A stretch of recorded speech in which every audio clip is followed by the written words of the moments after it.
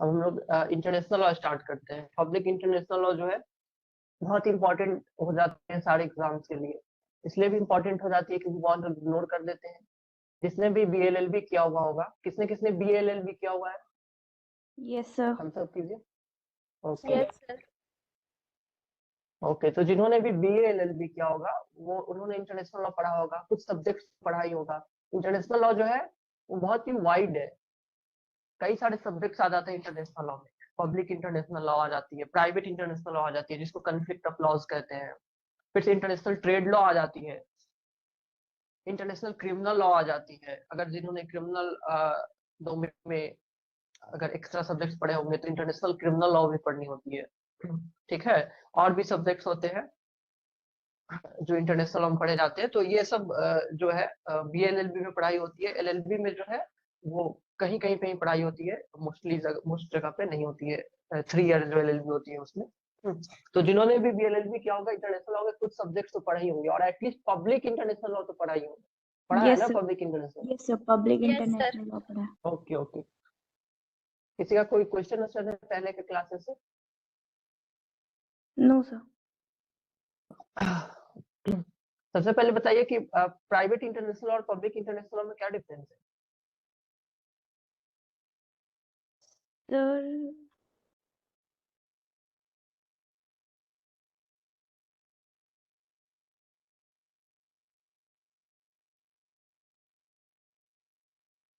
ये board visible है आप लोगों को?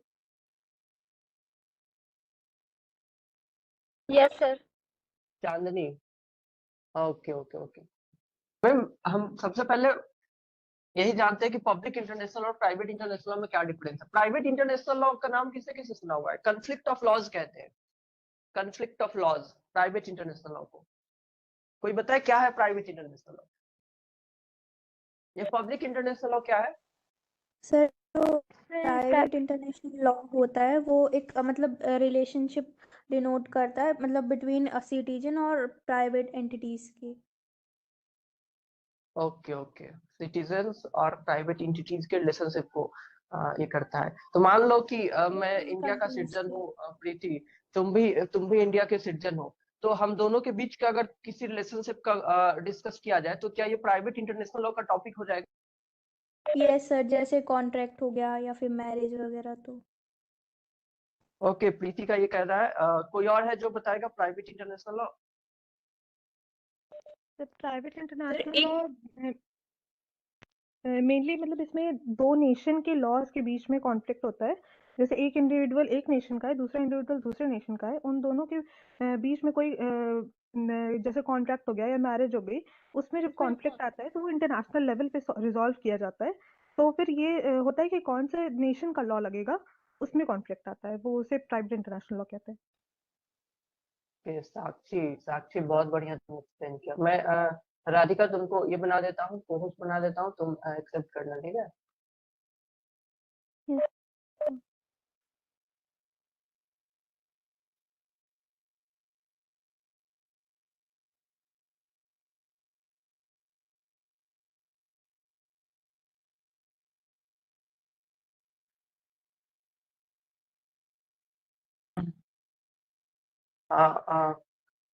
देखिए अभी जो साक्षी ने एक्सप्लेन किया ना, साक्षी साहब तुम्ही ने एक्सप्लेन किया था ना just. Yes sir, yes sir. हाँ, तुमने बहुत बढ़िया एक्सप्लेन किया। हाँ, देखिए प्राइवेट इंटरनेशनल लॉ में जो प्राइवेट इंडिविजुअल्स हैं उनके बीच के रिलेशन तो गॉड होते हैं, but there must be some international angle ना, कुछ तो इंटरनेशनल एलिमेंट होनी चाहिए उस डिस्प्यूट में। अगर अगर दो प्राइवेट इंडिविजुअल्स के रिलेशंस को ही डिस्कस किया जाए, वही डिस्प्यूटेड है, चाहे वो मैरिज रिलेटेड हो, चाहे अडॉप्शन रिलेटेड हो, किसके चीज से रिलेटेड हो, इनहेरिटेंस रिलेटेड हो, मेंटेनेंस रिलेटेड हो, कोई भी इशू हो, लेकिन अगर कोई उसमें इंटरनेशनल एलिमेंट नहीं है तो फिर वो प्राइवेट इंटरनेशनल लॉ के डोमेन में कैसे जाएगा? तब तो नेशनल लॉ के ही डोमेन में रहा ना। अगर दो इंडियन सिटीजन है, उनके बीच में इनहेरिटेंस का इशू है, उनके बीच में गार्जियनशिप का इशू अराइज हो गया है, तो ये नेशनल लॉ के ही डोमेन में रहा, इंटरनेशनल कोई इसमें एलिमेंट ही नहीं आया। बट मान लीजिए कोई इंडिया का सिटीजन है और कोई यूके का सिटीजन है, वो दोनों आपस में रिलेटेड है, उन दोनों कंट्रेक्चुअल रिलेशन से रिलेटेड है, कोई मैरिटल रिलेशन से रिलेटेड है, कैसे भी रिलेटेड है, उनमें कोई इशू आ गया गार्जियनशिप का, मेंटेनेंस का, इनहेरिटेंस का, तो यहाँ पे यहाँ पे डिस्प्यूट जो है वो इंडिविजुअल्स के बीच में ही है, डिस्प्यूट जो है देश के बीच में नहीं है। इंडिया और यूके का डिस्प्यूट नहीं राइज हो गया है, डिस्प्यूट दो इंडिविजुअल का ही राइज हुआ है। बट यहाँ पे एक इंटरनेशनल एलिमेंट है। वो क्या एलिमेंट है कि एक पर्सन इंडिया का सिटीजन है और एक पर्सन यूके का सिटीजन है। यूके का पर्सनल लॉ कुछ अलग ही होगा, इंडिया का पर्सनल लॉ कुछ अलग ही होगा। तो यहाँ पे डिस्प्यूट बिटवीन इंडिविजुअल्स ही है, but there is some international element, and that's why ये प्राइवेट इंटरनेशनल लॉ का डोमेन में आ जाता है। ऐसा जो डोमेन है इसी को नाम दिया गया है प्राइवेट इंटरनेशनल लॉ। समझ में आ रहा है बाकी लोगों को? Yes sir. ओके, तो जस्ट बिकॉज दो इंडिविजुअल्स का डिस्प्यूट है वो प्राइवेट इंटरनेशनल लॉ नहीं हो गया। एक्सेप्ट कर लो आदित्य राज को, चांदनी।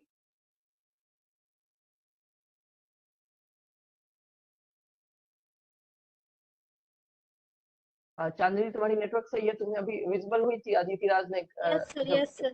सर मुझे पता नहीं था। अच्छा अच्छा, कोई बात नहीं, ठीक है, आगे से कर लेना। हाँ, तो आई होप आप लोग को प्राइवेट इंटरनेशनल लॉ समझ में आ रही है। पब्लिक इंटरनेशनल लॉ तो नेशंस के बीच का डिस्प्यूट हो गया, इंटरनेशनल ऑर्गेनाइजेशंस हो गया, वहां पे पब्लिक इंटरनेशनल लॉ सभी समझते ही है कि जो प्रॉपर अब इंडिया में और यूएसए में कोई डिस्प्यूट हो जाए तो ये किस किस चीज के डोमेन में आ गया? पब्लिक इंटरनेशनल लॉ के डोमेन में आ गया। जो हम यूजुअली समझते हैं इंटरनेशनल लॉ वो पब्लिक इंटरनेशनल लॉ ही होता है। बट जो कंफ्लिक्ट ऑफ लॉज होता है, जो प्राइवेट इंटरनेशनल लॉज होते हैं, उसमें डिस्प्यूट जो होते हैं वो नेशंस के बीच में नहीं, इंडिविजुअल्स के बीच में होते हैं, प्राइवेट एंटिटीज के बीच में होते हैं। चाहे वो अब मैं जो है किसी यूएसए के पर्सन से या चाइना के पर्सन से कंट्रैक्ट में इंटर कर लूं, तो यहाँ का कंट्रैक्ट लॉज अलग है, वहां का कंट्रैक्ट लॉज अलग है। कोई डिस्प्यूट अराइज हुआ तो कहाँ का लॉ अप्लाई हो, ये कैसे डिसाइड होगा? तो ये सब जो है प्राइवेट इंटरनेशनल लॉ के रूल्स होते हैं, कई सारे उसके रूल्स होते हैं जो बताती है कि कहाँ के किस सिचुएशन में कौन सी लॉ अप्लाई होगी। ठीक है, तो वो प्राइवेट इंटरनेशनल लॉ का डोमेन हो गया। तो हमें पढ़ना है पब्लिक इंटरनेशनल लॉ। किसी को डाउट है प्राइवेट इंटरनेशनल लॉ क्या है? जिससे कंफ्लिक्ट ऑफ लॉज कहते हैं, प्राइवेट इंटरनेशनल लॉ को ही कंफ्लिक्ट ऑफ लॉज कहते हैं। इस बात को याद रखिएगा सभी लोग। तो कोई है जिसने बीएलएलबी में कंफ्लिक्ट ऑफ लॉज पढ़ा हुआ है, सब्जेक्ट एज ए सब्जेक्ट पढ़ा हुआ है? No sir. कोई भी नहीं है? कोई बात नहीं, मैंने पढ़ा हुआ था। तो हम लोग पढ़ते हैं पब्लिक इंटरनेशनल लॉ। तो पब्लिक इंटरनेशनल लॉ जो आप सभी मोस्टली सभी जानते हैं as a law, as a international law, वो पब्लिक इंटरनेशनल लॉ ही होते हैं। अगर कोई दो देश का डिस्प्यूट है तो वो पब्लिक इंटरनेशनल लॉ के डोमेन में आ जाती है। कोई इंटरनेशनल ऑर्गेनाइजेशन इन्वॉल्व है जैसे यूनाइटेड नेशन ऑर्गेनाइजेशन, ठीक है, ये सब पब्लिक इंटरनेशनल लॉ के डोमेन में आ जाती है। जो इंटरनेशनल लॉ का ओरिजिन है वो जनरली रोमन टाइम से देखी जाती है, जो एंशिएंट रोम थी वहां से ट्रेस की जाती है। वहां पे एक टर्म आती थी जस्ट सिविले करके, तो एग्जाम में पूछी जाती है कि जस्ट सिविले क्या है? तो पता है जस्ट सिविले क्या है?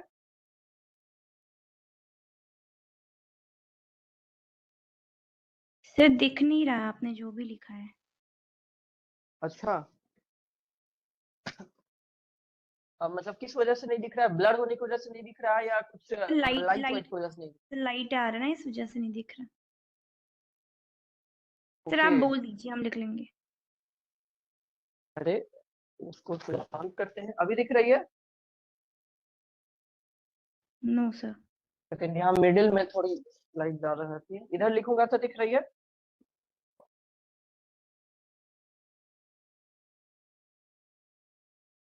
यस। यहाँ पे लाइट दिख रही है ना, यहाँ पे दिख रही है लाइट। बाकी पोर्शन में तो दिख रही है ना? बाकी लोगों को दिख रही है? Yes sir. ओके ओके साथी। हाँ, तो मैं पूछ रहा था जस्ट सिविले का मतलब किसी को पता है? जस्ट सिविले, CIVIL, ई इसमें मैंने लगाया हुआ है। जो एंशिएंट रोम था उससे इसका रिलेशन है, एंशिएंट रोम से। देखिए, जस्ट सिविले जो है उन लॉज को कहा जाता है जो एंशिएंट रोम में बस रोमन सिटीजन्स पे अप्लाई होता था। ठीक है, जो रोमन सिटीजन्स थे, रोम के लोग थे, उनका जो लीगल मैटर्स गवर्न किया जाता था, उनकी उनसे रिलेटेड जो राइट्स ड्यूटी जो सब गवर्न किए जाते थे, वो बस रोमन सिटीजन्स, बाकी लोगों पे नहीं, बस रोमन सिटीजन्स पे, उन्हीं को जस्ट सिविले कहा जाता था।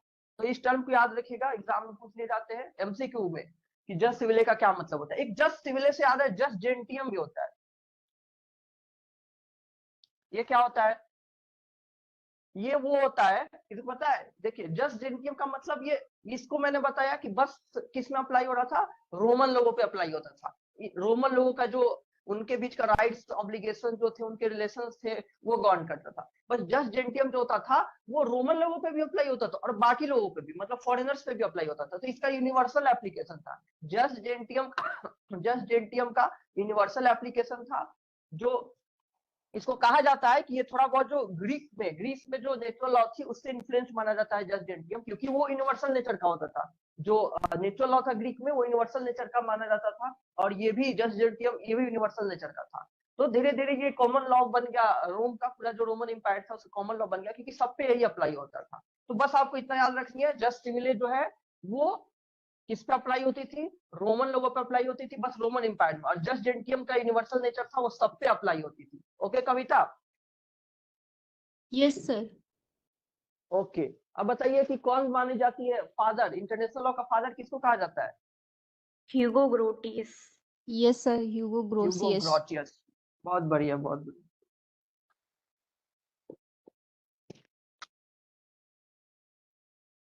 कहाँ के थे ये? डच। ये डच स्कॉलर थे। बहुत बढ़िया अनुकुल,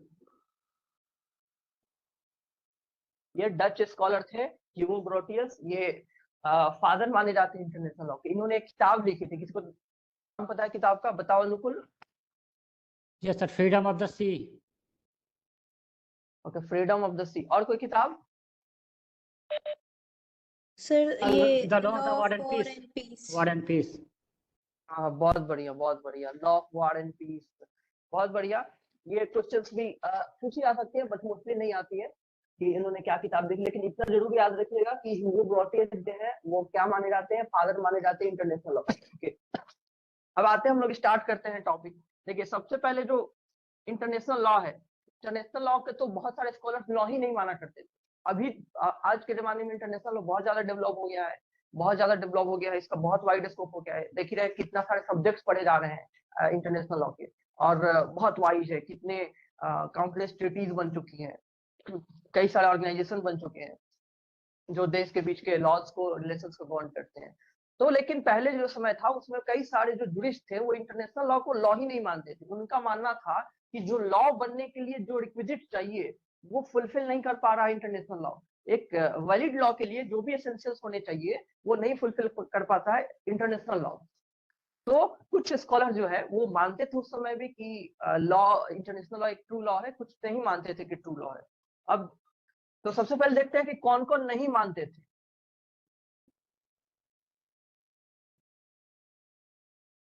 बताइए ऑस्टिन का बहुत पॉपुलर एक डेफिनेशन है इंटरनेशनल लॉ का। ऑस्टिन जो है वो यस सर, इंटरनेशनल मोरालिटी। बस ये पॉजिटिव मोरालिटी माने थे उसको। बिल्कुल, पॉजिटिव इंटरनेशनल मोरालिटी। जहां जहां ऑस्टिन मिलता है वहां पॉजिटिविस्ट, क्योंकि पॉजिटिविस्ट स्कूल के ही तो स्कॉलर है ऑस्टिन। तो ये पॉजिटिव लॉ क्या होता है? पॉजिटिव लॉ जो भी ऑस्टिनियन थॉट है, ऑस्टिन है, पॉजिटिविस्ट स्कूल है, और पॉजिटिव लॉ की बात की जाती है। क्या है पॉजिटिव लॉ, कोई बताएगा? What is positive law? हर जगह सर आपको यही मिलता होगा जूरिस्प्रूडेंस। सर यही बोलता है कि जो लॉ होता है हमेशा कमांड ऑफ सॉवरेन के द्वारा बनाया जाता है, तभी वो एप्लीकेबल होगा। सेंसन होना चाहिए उसमें। Yes okay sir. ओके अनुकुल, बिल्कुल। और कोई कुछ बताना चाहेगा ओपिनियन पॉजिटिव लॉ पे? ये किसको क्रिटिसाइज कर रहा है? जो पॉजिटिव लॉ के थ्योरीज है किसके अपोजिट जा रहा है? नेचुरल लॉ के ना? Yes sir. देखिए हाँ, जो अनुकुल ने बताया वो बिल्कुल भी सही है। जो पॉजिटिव लॉ होता है, इनका ये मानना है, पॉजिटिव लॉ का मतलब ये होता है जो ह्यूमंस लॉ बना रहे हैं, जो ह्यूमंस लॉ बना रहे हैं, भगवान नहीं लॉ के बना रहे हैं। जो ऑथोरिटी है, जैसे कि सरकार होती है, राजा होता है, ये ऑथोरिटेटिव लोग हैं। गवर्नमेंट जो है, तो गवर्नमेंट कानून बनाती है। गवर्नमेंट में कौन है? ह्यूमंस ही है। तो वही ह्यूमंस कानून बना रहे हैं, और उसका जो है उसको बैक किया जाता है सैंक्शन के द्वारा। अगर उस लॉ को कोई वायलेट करेगा तो उसको पनिशमेंट दी जाएगी सैंक्शन के द्वारा, उसको इन्फोर्स भी कराया जाएगा। उस लॉ को बस बनाया नहीं जा रहा है, इन्फोर्स कराया जाएगा। अब चाहे वो लॉ लेजिस्लेशन द्वारा बनाया जा रहा है, चाहे कोर्ट जो है वो डिसाइड कर रही है, चाहे वो कस्टम को एज ए लॉ ट्रीट किया जा रहा है, बट वो ह्यूमन प्रैक्टिस से ही आ रही है, ह्यूमन ही कर रहे हैं। ठीक है, तो ये पॉजिटिव लॉ होती है, ना कि कोई डिवाइन पावर से लॉ ओरिजिनेट हो रही है। सभी को समझ में आ रही है पॉजिटिव लॉ? पॉजिटिव लॉ जब आप जूरिस्प्रूडेंस पढ़ रहे होंगे पूरी, तो हर जगह मिलती रहती है पॉजिटिव लॉ, पॉजिटिव लॉ। तो इनका कहना है, ऑस्टिन का कहना है कि इंटरनेशनल लॉ जो है वो क्या है, वो कोई लॉ नहीं है, रियलिटी में कोई लॉ नहीं है, वो बस पॉजिटिव इंटरनेशनल मोरालिटी है। इस टर्म को याद रखिएगा, पॉजिटिव इंटरनेशनल मोरालिटी या पॉजिटिव मोरालिटी, कि ये बस एक तरह का मोरालिटी है, ठीक है, जो कंट्रीज है वो एग्री हो चुके हैं कि हम इसको फॉलो करेंगे। जो अलग अलग कंट्रीज हैं वो कुछ मोरल गाइडलाइंस है उसको फॉलो करने के लिए एग्री हो गए कि हम इसको मानेंगे, लेकिन इसके लिए कोई सैंक्शन नहीं है, इसमें इसके इनफोर्सिबिलिटी के लिए कोई खास प्रोविजंस नहीं है। दैट्स वाई जो है ये लॉ बनने के लिए कॉम्पिटेंट नहीं है, लॉ बनने के एसेंशियल्स को क्वालिफाई नहीं कर रहा है। बस ये एक तरह के मोरल प्रिंसिपल्स हैं जो कि अलग अलग देश जो है एग्री कर गए हैं कि हम इसको फॉलो करेंगे और करते हैं। जब जिसको नहीं करना होगा वो नहीं करेगा, ठीक है, जिसको नहीं करना होगा नहीं करेगा, जो लोग एग्री हो गए हैं वो लोग कर रहे हैं। दैट्स वाई ये लॉ नहीं है। बट लॉ का ऐसा नहीं होता है, अगर लॉ बनी हुई है, जो नेशनल लॉज होते हैं उसका कैरेक्टरिस्टिक्स क्या होता है, अगर बन गई है तो सबको फॉलो करना है, दैट इज ऑब्लिगेटरी। ये डिस्क्रिशनरी नहीं होता है कि लॉ को मानेंगे नहीं मानेंगे, जो भी वायलेट करेगा उसको पनिश की जाएगी, उसके लिए सैंक्शन बनी हुई है, ठीक है। तो ये ऑस्टिन का मानना था कि लॉ जो है, इंटरनेशनल लॉ जो है वो बस पॉजिटिव मोरालिटी है, ना कि एक रियल में लॉ है। It is not a true law, it is just a positive international morality, कुछ मोरल प्रिंसिपल्स है जो कि लोग नहीं मतलब कंट्रीज फॉलो कर रहे हैं। समझ में आ रहा है कविता? Yes sir. ऋषु तुम्हें समझ में आ रहा है ऑस्टिन का क्या करना है इंटरनेशनल लॉ पे?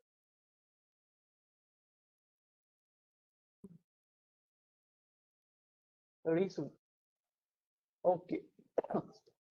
तो यस सर, समझ में आ रहा है। ओके ऋषि, अब जो है बेंथम का भी यही कहना है, बेंथम का भी यही मानना है कि जो इंटरनेशनल लॉ है वो ट्रू लॉ नहीं है।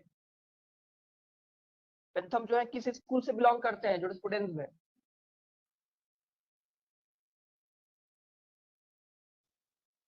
पॉजिटिव स्कूल, वही जो है जिससे बेंथम थे। बिल्कुल एनालिटिकल या पॉजिटिव स्कूल, एनालिटिकल या पॉजिटिव। Analytical sir, analytical. हाँ बिल्कुल कविता, सभी लोग सही बोल रहे हैं, चाहे वो पॉजिटिविस्ट कहिए, चाहे एनालिटिकल कहिए, चाहे ऑस्ट्रेलियन कहिए, सब जो है सिनोनिमस टर्म ही है। पॉजिटिविस्ट को ही एनालिटिकल स्कूल भी कहा जाता है। तो बेंथम का भी यही मानना है। अच्छा, बेंथम ही थे जिन्होंने इंटरनेशनल लॉ टर्म को कॉइन किया हुआ था। ये एक एमसीक्यू के लिए बहुत बड़ी क्वेश्चन है, इसको याद रखिएगा। Bentham coined the term international law, he was the first person जिन्होंने इंटरनेशनल लॉ टर्म को फ्रेम किया हुआ था, इंटरनेशनल लॉ टर्म को, ठीक है।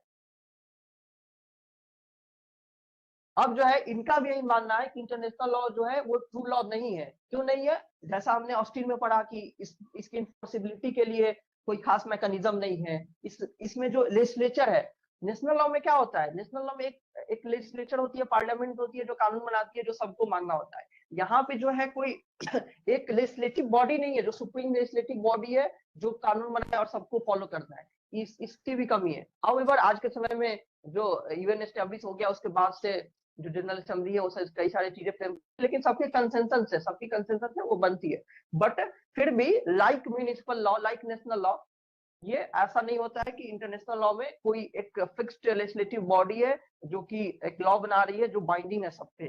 तो बेंथम का भी ऑस्टिन की तरह ही इनका भी मानना था, ये सब की कमियों की वजह से जो इंटरनेशनल लॉ है ट्रू लॉ नहीं है। एक हॉलैंड करके है, हॉलैंड भी इसी व्यू को सपोर्ट कर रहा है कि इंटरनेशनल लॉ जो है वो ट्रू लॉ नहीं है। इनका एक बहुत ही पॉपुलर स्टेटमेंट है। क्या है पॉपुलर स्टेटमेंट? इनका कहना था कि इंटरनेशनल लॉ जो क्या है वो वैनिसिंग पॉइंट है जूरिस्प्रूडेंस का। बहुत बढ़िया कविता, बहुत बढ़िया। क्या मतलब हो गया वैनिसिंग पॉइंट ऑफ जूरिस्प्रूडेंस का? बताओ कविता। सर मैंने नहीं बोला। अच्छा, किसने बोला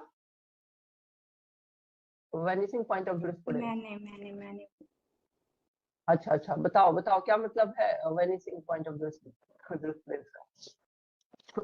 सर एक जगह जाके शायद मीट नहीं करेगी।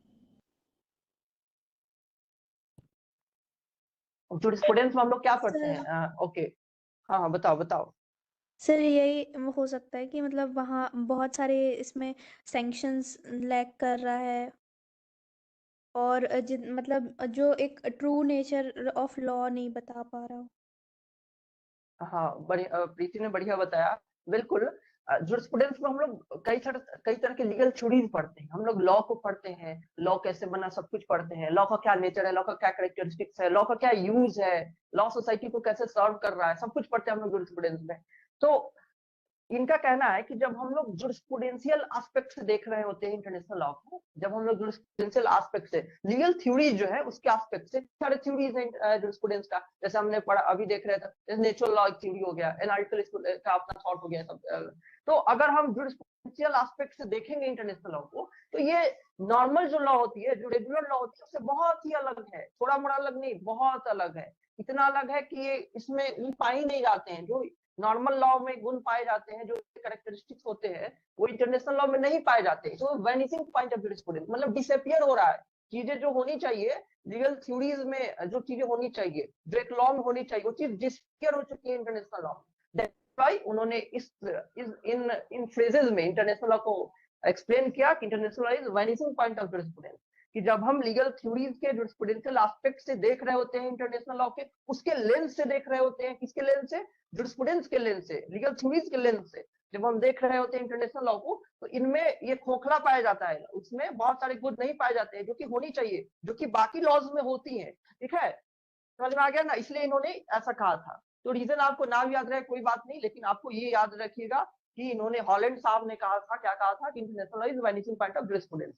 ओके चांदनी, यस सर। ओके बहुत बढ़िया।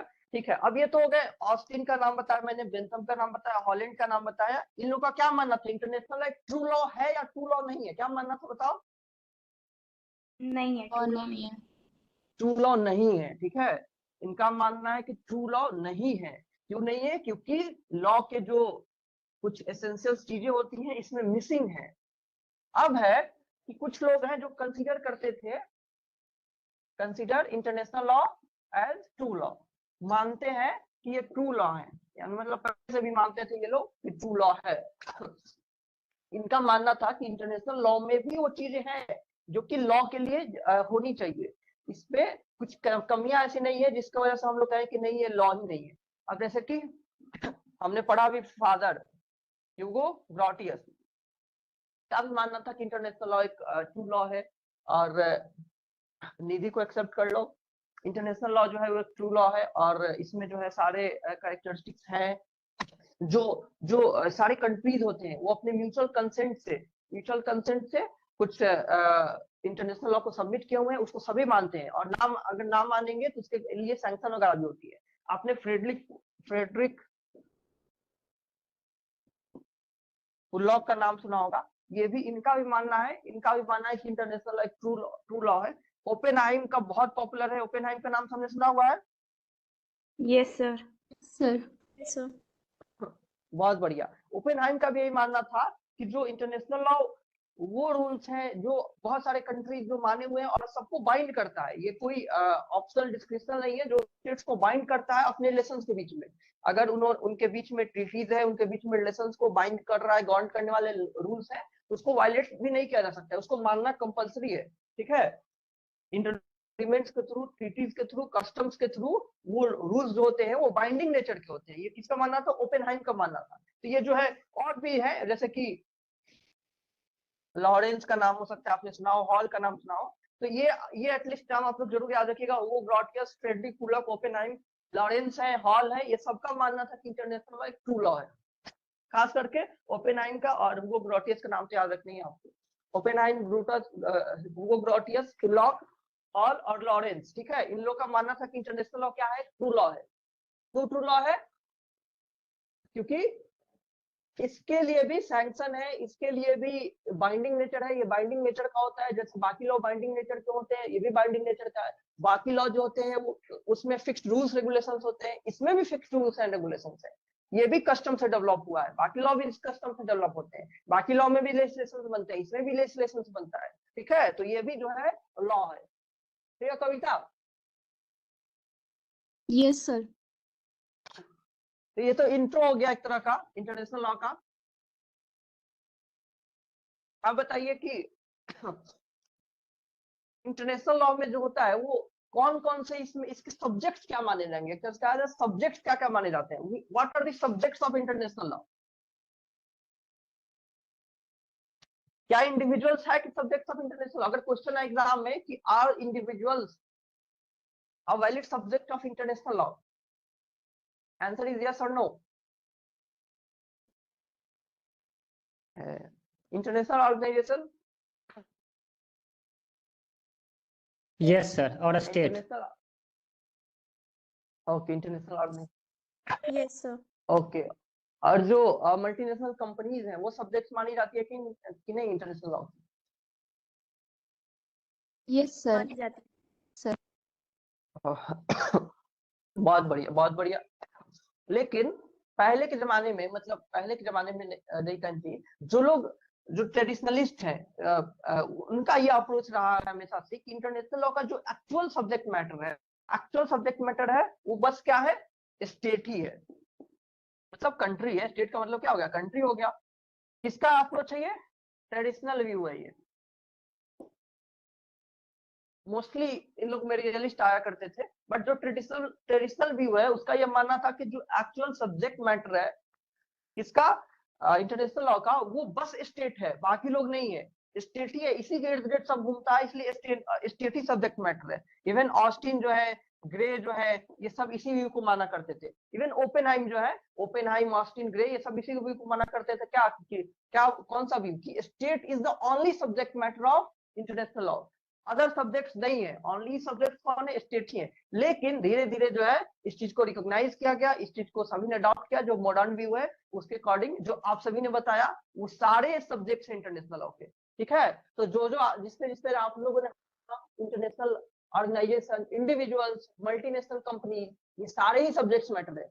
तो अभी क्वेश्चन है एग्जाम में, इनमें से कौन सा सब्जेक्ट है, ऑप्शन में रहे इंडिविजुअल्स भी रहे, मल्टीनेशनल कंपनीज भी रहे, स्टेट भी रहे, तो आपको ऑल ऑफ दी सिलेक्ट करना है। इंटरनेशनल ऑर्गेनाइजेशन है तो भी, ठीक है, individuals, state, international organisation, multinational companies, these all are the subject matter of international law, these all are the. अब जैसे कि केल्सन का नाम आपने सुना हुआ है, जो स्टूडेंट्स में सभी ने सुना होगा केल्सन का नाम, यस सुना सर। हुआ है कि नहीं? Yes sir. ओके, बहुत बढ़िया। कौन सी थ्योरी दिए थे Kelsen? Sir pure theory of pure theory of law. Pure theory of law. बहुत बढ़िया, बहुत बढ़िया। आप लोग की जो स्टूडेंट्स हो चुकी है ना? Yes sir. यस सर हो गई है। अच्छा, बहुत बढ़िया, ठीक है। हाँ, तो केल्सन ने प्योर थ्योरी ऑफ लॉ दिया है, बहुत बढ़िया। तो केल्सन, जेनिंग्स, ये सब जो है इनका ये सब मानना था कि इंटरनेशनल लॉ के सब्जेक्ट जो है वो बहुत वाइड है, स्टेट को ही नहीं कंसिडर किया जाना चाहिए, बाकी लोग भी सब्जेक्ट मैटर है, स्टेट सब्जेक्ट मैटर है किसके, इंटरनेशनल लॉ के, ठीक है। तो केल्सन, जेनिंग्स, ऑस्टिन, ग्रे, ये लोग का मानना है, ओपेनहाइम, इन लोग का मानना है कि सब्जेक्ट मैटर जो है बस स्टेट है। केल्सन, जेनिंग्स, इन लोग का मानना है कि सब्जेक्ट मैटर जो है वो बस स्टेट ही नहीं है, और भी चीजें हैं। और भी चीजों में क्या क्या आ जा रहा है वो हम लोग डिस्कस कर चुके हैं। स्टेट आ गया है, इंडिविजुअल्स आ गए हैं, इंटरनेशनल ऑर्गेनाइजेशंस आ गए हैं, मल्टीनेशनल कंपनीज आ गए हैं, ये सारे सब्जेक्ट मैटर है इंटरनेशनल लॉ के, ठीक है। Yes sir. ठीक है, यशस्विनी, यस सर। ओके। तो इंडिविजुअल्स है सब्जेक्ट मैटर है कि नहीं यशस्विनी? यस सर है। ओके, बहुत बढ़िया। अब जो है एक क्वेश्चन आती है कि जो म्युनिसिपल लॉ है और जो इंटरनेशनल लॉ, इन दोनों में क्या रिलेशन है, म्युनिसिपल लॉ और इंटरनेशनल लॉ में क्या रिलेशन है? कुछ रिलेशन है? एक थ्योरी है मोनिज्म करके, ठीक है, मोनिज्म करके थ्योरी है, ओके। एक डुअलिज्म करके थ्योरी है।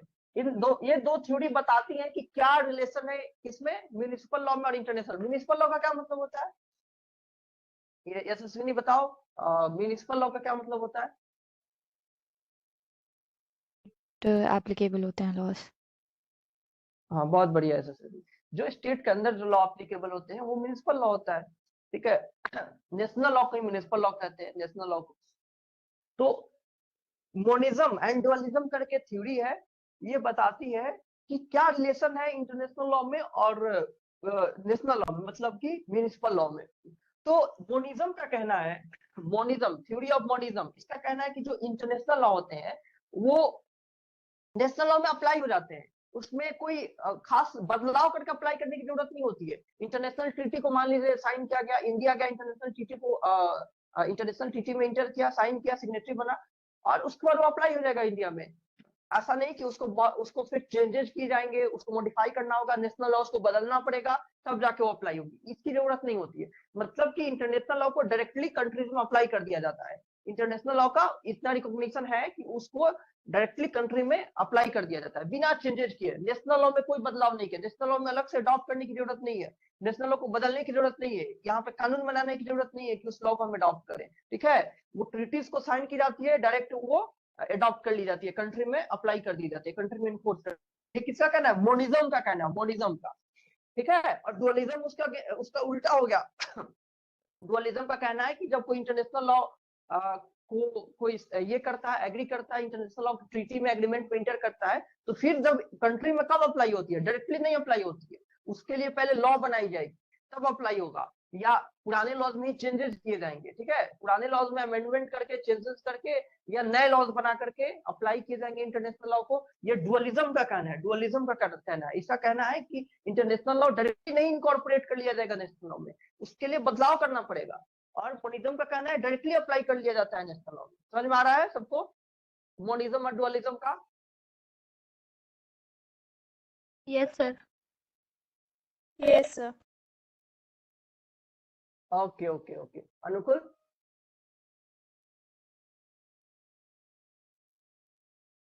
थ्योरीज को बहुत ज्यादा हम लोग डिटेल में डिस्कस नहीं करेंगे, क्योंकि हमें लॉन्ग आंसर अभी तो लिखना नहीं है इंटरनेशनल लॉ में। आप लॉन्ग आंसर लिख सेमेस्टर एग्जाम तो देने नहीं जा रहे हैं आप लोग, तो इतनी जाननी है कि एमसीक्यू क्वेश्चंस, और इवन नॉट एमसीक्यू, कई बार एमसीक्यू डायरेक्टली नहीं होती है, कंसेप्चुअल भी होती है, तो कंसेप्चुअल भी बन जाए कि आपको मोनिज्म की थ्योरी पता होनी चाहिए, डुअलिज्म की थ्योरी पता होनी चाहिए, ताकि आप जो कंसेप्चुअल क्वेश्चन है वो भी बना लें, but not in very detail, क्योंकि आपको मोनिज्म डुअलिज्म पे 4 पेज 5 पेज लिखनी नहीं है। ठीक है, तो आप समझ गए मोनिज्म और डुअलिज्म। एक हार्मोनाइजेशन थ्योरी भी होती है। अब ये दोनों थ्योरी आप देख लिए, एक में क्या कहा जा रहा है, इंटरनेशनल लॉ को अप्लाई करने के लिए क्या करनी चाहिए? कुछ नहीं करना है, डायरेक्टली अप्लाई हो जाती है, लॉज में डायरेक्टली इनकॉर्पोरेट कर ली जाती है इंटरनेशनल लॉ। मोनिज्म का कहना था, डुअलिज्म का डायरेक्टली इनकॉर्पोरेट नहीं की जाती है, उसके लिए नेशनल लॉ में बदलाव करना पड़ेगा।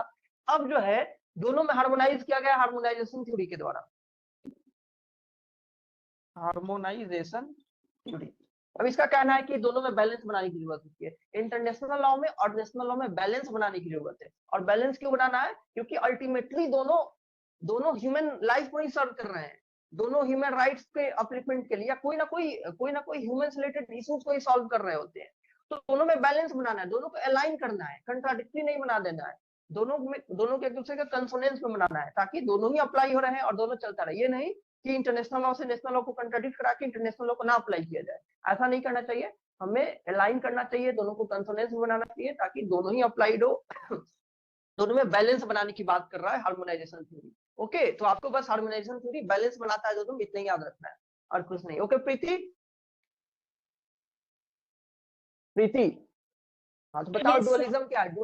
डुअलिज्म के अकॉर्डिंग कैसे अप्लाई होती है इंटरनेशनल लॉ? डायरेक्टली अप्लाई हो जाती है या कुछ बदलाव करने होते हैं नेशनल लॉ में? डुअलिज्म नो सर, वो डायरेक्टली अप्लाई नहीं होती है, उसमें कुछ चेंजेस करने रहते हैं हाँ, ओल्ड लॉ बहुत के। बढ़िया, बहुत बढ़िया। नेशनल लॉज जो है उसमें कुछ उसमें डायरेक्टली नहीं इनकॉर्पोरेट किया जाता है इंटरनेशनल लॉ को, उस नेशनल लॉज में कुछ बदलाव करने होते हैं, या नए लॉज बना देने होते हैं, या ओल्ड लॉज में अमेंडमेंट करने होते हैं, तब जाके वो अप्लाई होता है इंटरनेशनल लॉ। ये डुअलिज्म कहता है। अब जो है कुछ एक टर्म है, सुना हुआ है आपने, पैक्टस एंड सर्वेंटा? यस सर, सुना है पर पता नहीं। यस सर, सुना अच्छा है। अच्छा अच्छा, बहुत ही पॉपुलर है, इतनी अनगिनत बार पूछी जा चुकी है इसको। कोई ठीक है, treaty इसको है क्या? याद रखना ही रखना है, ये very very very very important है। ठीक है, सर इसका मतलब होता है, इसके प्रतिपादक। हाँ, जो इंटरनेशनल ट्रीटीज होती है, इंटरनेशनल ट्रीटीज होती हैं, जो बनती हैं, कन्वेंशंस होती हैं, ट्रीटीज होती हैं, उनको मानने का जनरल रूल है। ये जनरल रूल यही है कि जिन्होंने भी ट्रीटी में एंटर किया हुआ है, जिन्होंने भी ट्रीटी साइन की हुई है, जो भी सिग्नेटरीज है, आदर सम्मान करेंगे। हाँ, उनको कंप्लाई करना है, उनको कंप्लाई करना है। ओके सुचेता, ठीक है, उनको कंप्लायंस दिखाना है इंटरनेशनल लॉ से, इंटरनेशनल ट्रीटीज से। ये नहीं कि ट्रीटी साइन कर लिए और बाद में कह रहे हैं कि नहीं नहीं ये क्लॉज नहीं मानेंगे, उस समय हम ध्यान नहीं दिए थे, साइन कर लिए, ये क्लॉज जो है वो हमारे नेशनल लॉ के अगेंस्ट में जा रहा है, ठीक है। तो आपको ये जनरल रूल है पूरे इंटरनेशनल लॉ के डोमेन में, ये पैक्टा sunt servanda, इसका मानना है कि पूरे जो ट्रीटीज होते हैं उसको कंप्लाई करना, treaties must be complied with. इसका मतलब मैंने लिखा हुआ है, मतलब याद रखिएगा, एग्जाम्स में यही पूछी जाती है, इसका क्या मतलब होता है, चाहे ये जो मतलब लिख देगा ये किस मैगजीन का मतलब है या किस प्रिंसिपल का मतलब है, ठीक है। तो ये प्रिंसिपल है पैक्टा sunt servanda का, जिसका मतलब होता है treaties must be complied with. ये फंडामेंटल रूल है, प्रिंसिपल है इंटरनेशनल लॉ का, जो कहता है कि जो भी कन्वेंशंस होते हैं, जो भी ट्रीटीज होते हैं, उसको माननी होती है सबको, ठीक है, माननी होती है। ये नहीं कि ट्रीटीज को साइन कर लिए, अडॉप्ट कर लिए और फिर माने नहीं। याद रहेगा ना सबको, कोई गलत तो नहीं कर लेगा ना? No sir. बोला नामिका, याद रहेगा ना? Yes sir. ओके ओके, अब जाइए, इससे भी इंपॉर्टेंट जस्ट कोजेंस का प्रिंसिपल है। इसका क्या मतलब होता है? ये भी है,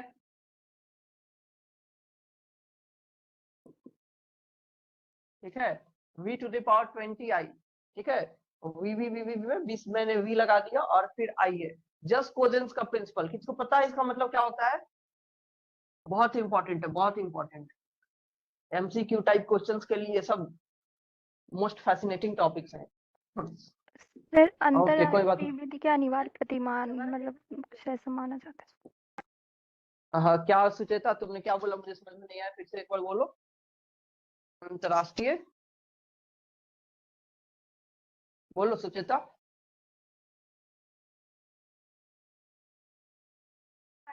कुछ नहीं सर, आप बता दीजिए। कोई बात नहीं, कोई बात नहीं। तो अब मैंने लिखा यहाँ पे कंपेलिंग लॉ।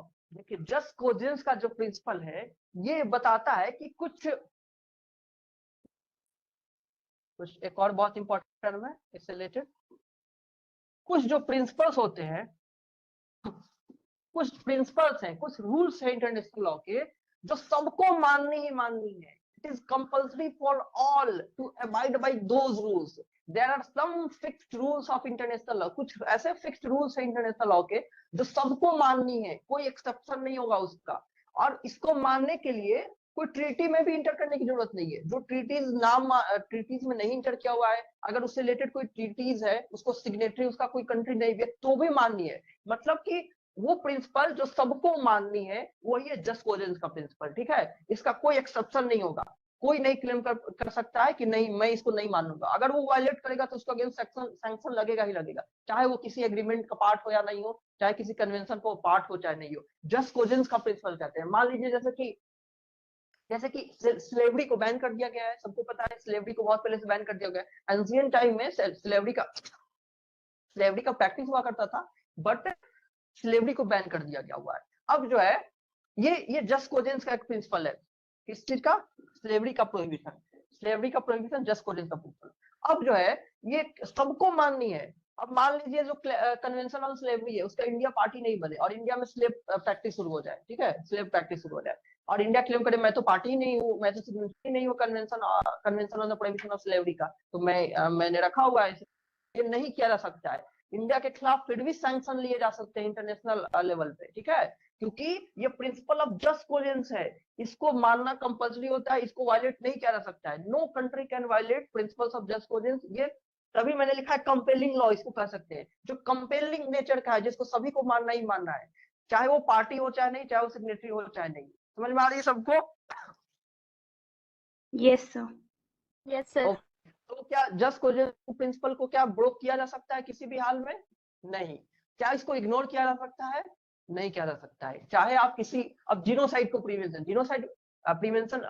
किया गया है, जीनोसाइड को प्रोहिबिशन लगी हुई है, अब वो नहीं करना है तो नहीं करना है। टॉर्चर को प्रोहिबिट किया गया है, कन्वेंशन भी है, कन्वेंशन अगेंस्ट टॉर्चर, सीएटी बहुत पॉपुलर कन्वेंशन है, बट कन्वेंशन अगेंस्ट टॉर्चर का जो पार्टी हो चाहे नहीं हो, टॉर्चर नहीं करना है किसी भी कंट्री में, टॉर्चर रिलेटेड एक्टिविटी जो है वो प्रोहिबिटेड है। तो जस्ट कॉजेंस का प्रिंसिपल वही कहता है, कुछ वो प्रिंसिपल्स जो कि सबने मानी हुई है कि ये तो बहुत ही इंपॉर्टेंट है, ये तो ह्यूमन राइट्स के प्रोटेक्शन के लिए वेरी एसेंशियल है, ठीक है। अब वो जो है माननी सबको है, इसी को जस्ट कॉजेंस का प्रिंसिपल कहा जाता है, ठीक है राधिका।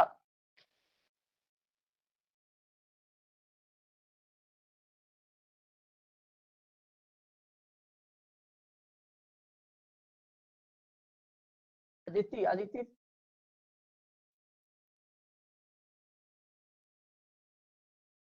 तुम सुन रही हो अदिति? Yes sir. अदिति राज, क्योंकि समझ में आ रही है? ओके, बहुत दिन कर रही हो, फ्री हो गई तुम? सर बहुत इधर उधर बिजी थे सर, पता नहीं। Okay okay. निधि, तुम जीके वाली क्लास की नहीं कर रही हो ना आदिति? सर कुछ नहीं कर रहे और पढ़ भी नहीं रहे थे, अब करेंगे सर। तो पढ़ने के लिए समय निकालो ना, बाकी सर काम ऐसी को तो बात नहीं थोड़ी है, सी। मेरा भाई आने वाला था तो उसके लिए रूम ढूंढना था, और रिश्तेदार सब आके दिमाग खराब कर दिए थे मेरा, इसलिए। ओके, और कौशिकी भी नहीं क्लास कर रही है? कौशिकी उसके मम्मी पापा आ गए थे, वो 10 दिन से उसके घर पे थे, मतलब आए थे और लौट नहीं पा रहे थे, तो सब कोई थे तो इसलिए वो भी नहीं पढ़ पा रही थी ऐसा। ठीक है ठीक है ठीक है, कोई बात नहीं, बट पढ़ाई को वैसे कॉम्प्रोमाइज करना सही नहीं है, क्योंकि अगर 5 दिन 10 दिन भी गैप अगर बन जाए तो वो बहुत इफेक्ट करती है, ठीक है। और ये तब पता चलती यस है जब एग्जाम्स आए, एग्जाम्स जब आती है तो ऐसा लगता होगा कि 2-4 दिन और मिल जाता तो कितना और पढ़ लेते, कितना और पढ़ लेते। जब कोई भी बड़ी एग्जाम है तो ऐसा लगती है, सबको ऐसा लगता हो कि 2-4 दिन और एक्स्ट्रा मिल जाता तो पता नहीं क्या हो जाता और कितना पढ़ लेते। तो 2-4 दिन शुरू से ही वेस्ट करने का क्या फायदा। ठीक है अदिति, यस सर।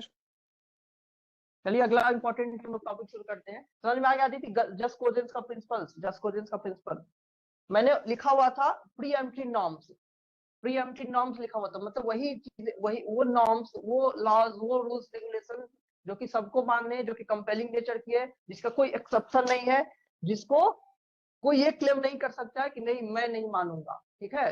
और पैक्टा सन्ट का क्या मतलब था, वो कि जिसने भी ट्रीटीज को साइन किया हुआ है उसको अबाइड बाई कर दी है, ट्रीटी से अबाइड बाई करनी है, उसको माननी है, ठीक है आदित्य।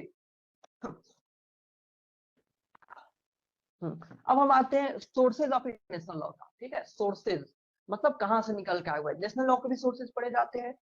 हमने हिंदू लॉ जब आपने पढ़ा तो हिंदू लॉ का सोर्सेज पढ़ा, मुस्लिम लॉ का भी सोर्सेज पढ़ा, तो इंटरनेशनल लॉ के भी सोर्सेज पढ़ने, इंटरनेशनल लॉ का क्या क्या सोर्सेज है।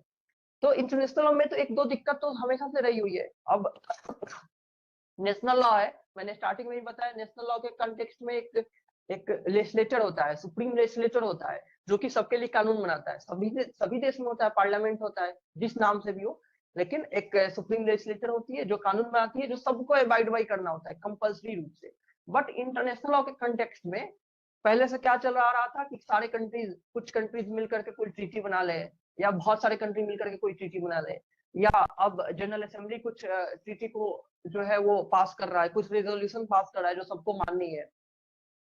तो यहाँ पे जो है एक सुप्रीम लेजिस्लेटर जो है उसकी कमी हमेशा से रही है कि कोई एक ऑथोरिटी हो जो सबके लिए बना रही है, जो सब मान रहे हैं, ऐसा कमी रहा है। अब कोई किसी ने अडॉप्ट नहीं किया हुआ है किसी ट्रीटी को, वो नहीं उससे कंप्लाई कर रहा है, किसी ने कुछ कन्वेंशन का सिग्नेटरी नहीं बना, उससे नहीं कंप्लाई कर रहा है।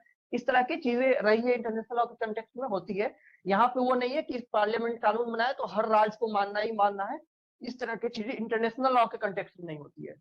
ओके, इसमें सब कुछ मोस्टली किसी पे डिपेंडेंट हो जाता है, कंसेंट पे डिपेंडेंट हो जाता है कि कौन कौन सा कंट्री जो है वो कंसेंट दे रहा है।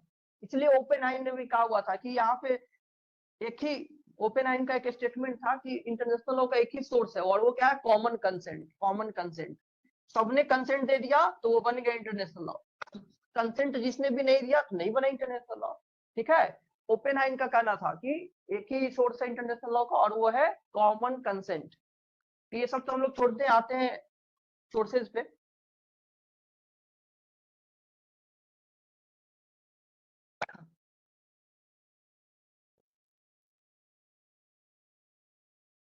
Article 38 of ICJ statute, article 38 of ICJ statute, इतनी बार इससे क्वेश्चन पूछा हुआ है, यूजीसी नेट में हो, यूजीसी नेट का एग्जाम अगर आप लोग देंगे उसमें इंटरनेशनल लॉ से बहुत सारे क्वेश्चन पूछ जाते हैं, तो और भी बहुत सारे एग्जाम्स में, तो ये भी बहुत इंपॉर्टेंट टॉपिक हो गया। Article 38 of ICJ statute, sources से क्वेश्चंस आते ही आते हैं, ठीक है। जहां पे इंटरनेशनल लॉ से अगर 20 क्वेश्चन पूछी जानी है तो उसमें सोर्सेज एक दो रहने ही रहने होते हैं। तो आर्टिकल 38 ऑफ आईसीजे स्टैट्यूट है, वो बताता है कि क्या क्या सोर्सेज है इंटरनेशनल लॉ के, ठीक है, क्या क्या सोर्सेज है इंटरनेशनल लॉ के।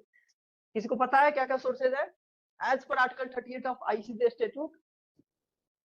सिर्फ 4 सोर्सेज हैं 38 के अकॉर्डिंग। हाँ ओके सुचेता, कौन कौन से 4 सोर्सेज है?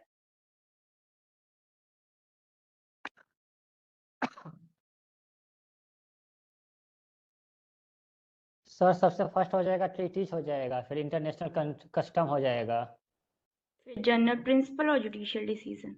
General principle of law recognised by civilised society. हाँ ओके अनुकूल, बिल्कुल।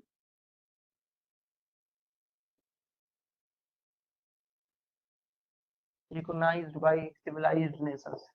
देखिए सबसे पहले मैंने लिखा इंटरनेशनल कस्टम, जो कि अनुकूल ने बताया कि ट्रीटीज होते हैं, तो इंटरनेशनल कन्वेंशन मैंने लिखा है सबसे पहले, जो कि अनुकूल ने बताया ट्रीटीज कन्वेंशन सब इसी में आ गया।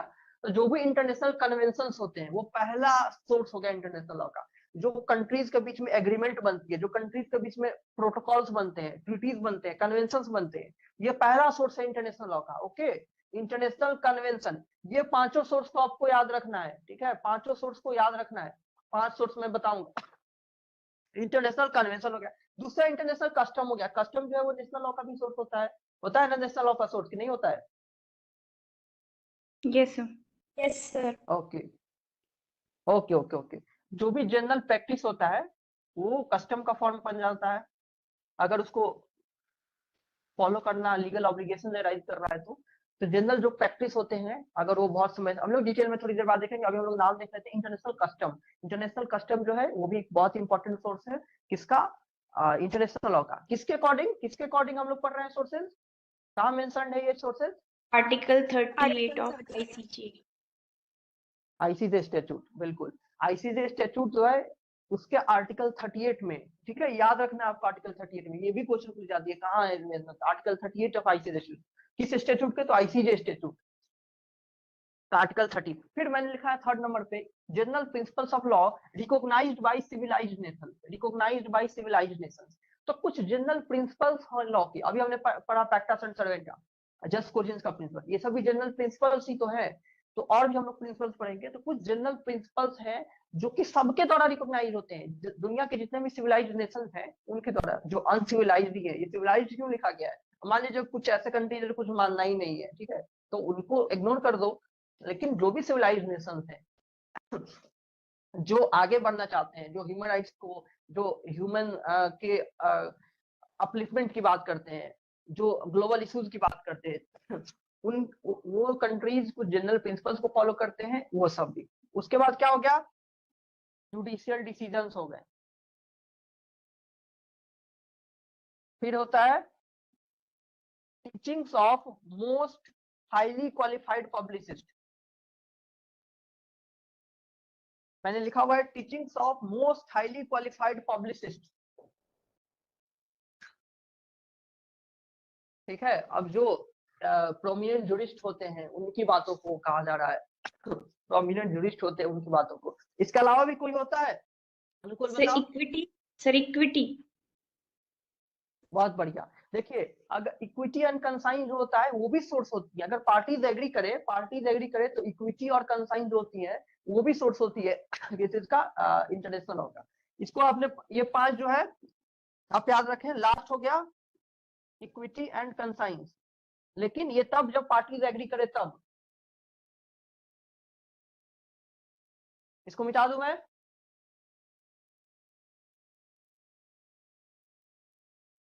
Yes sir.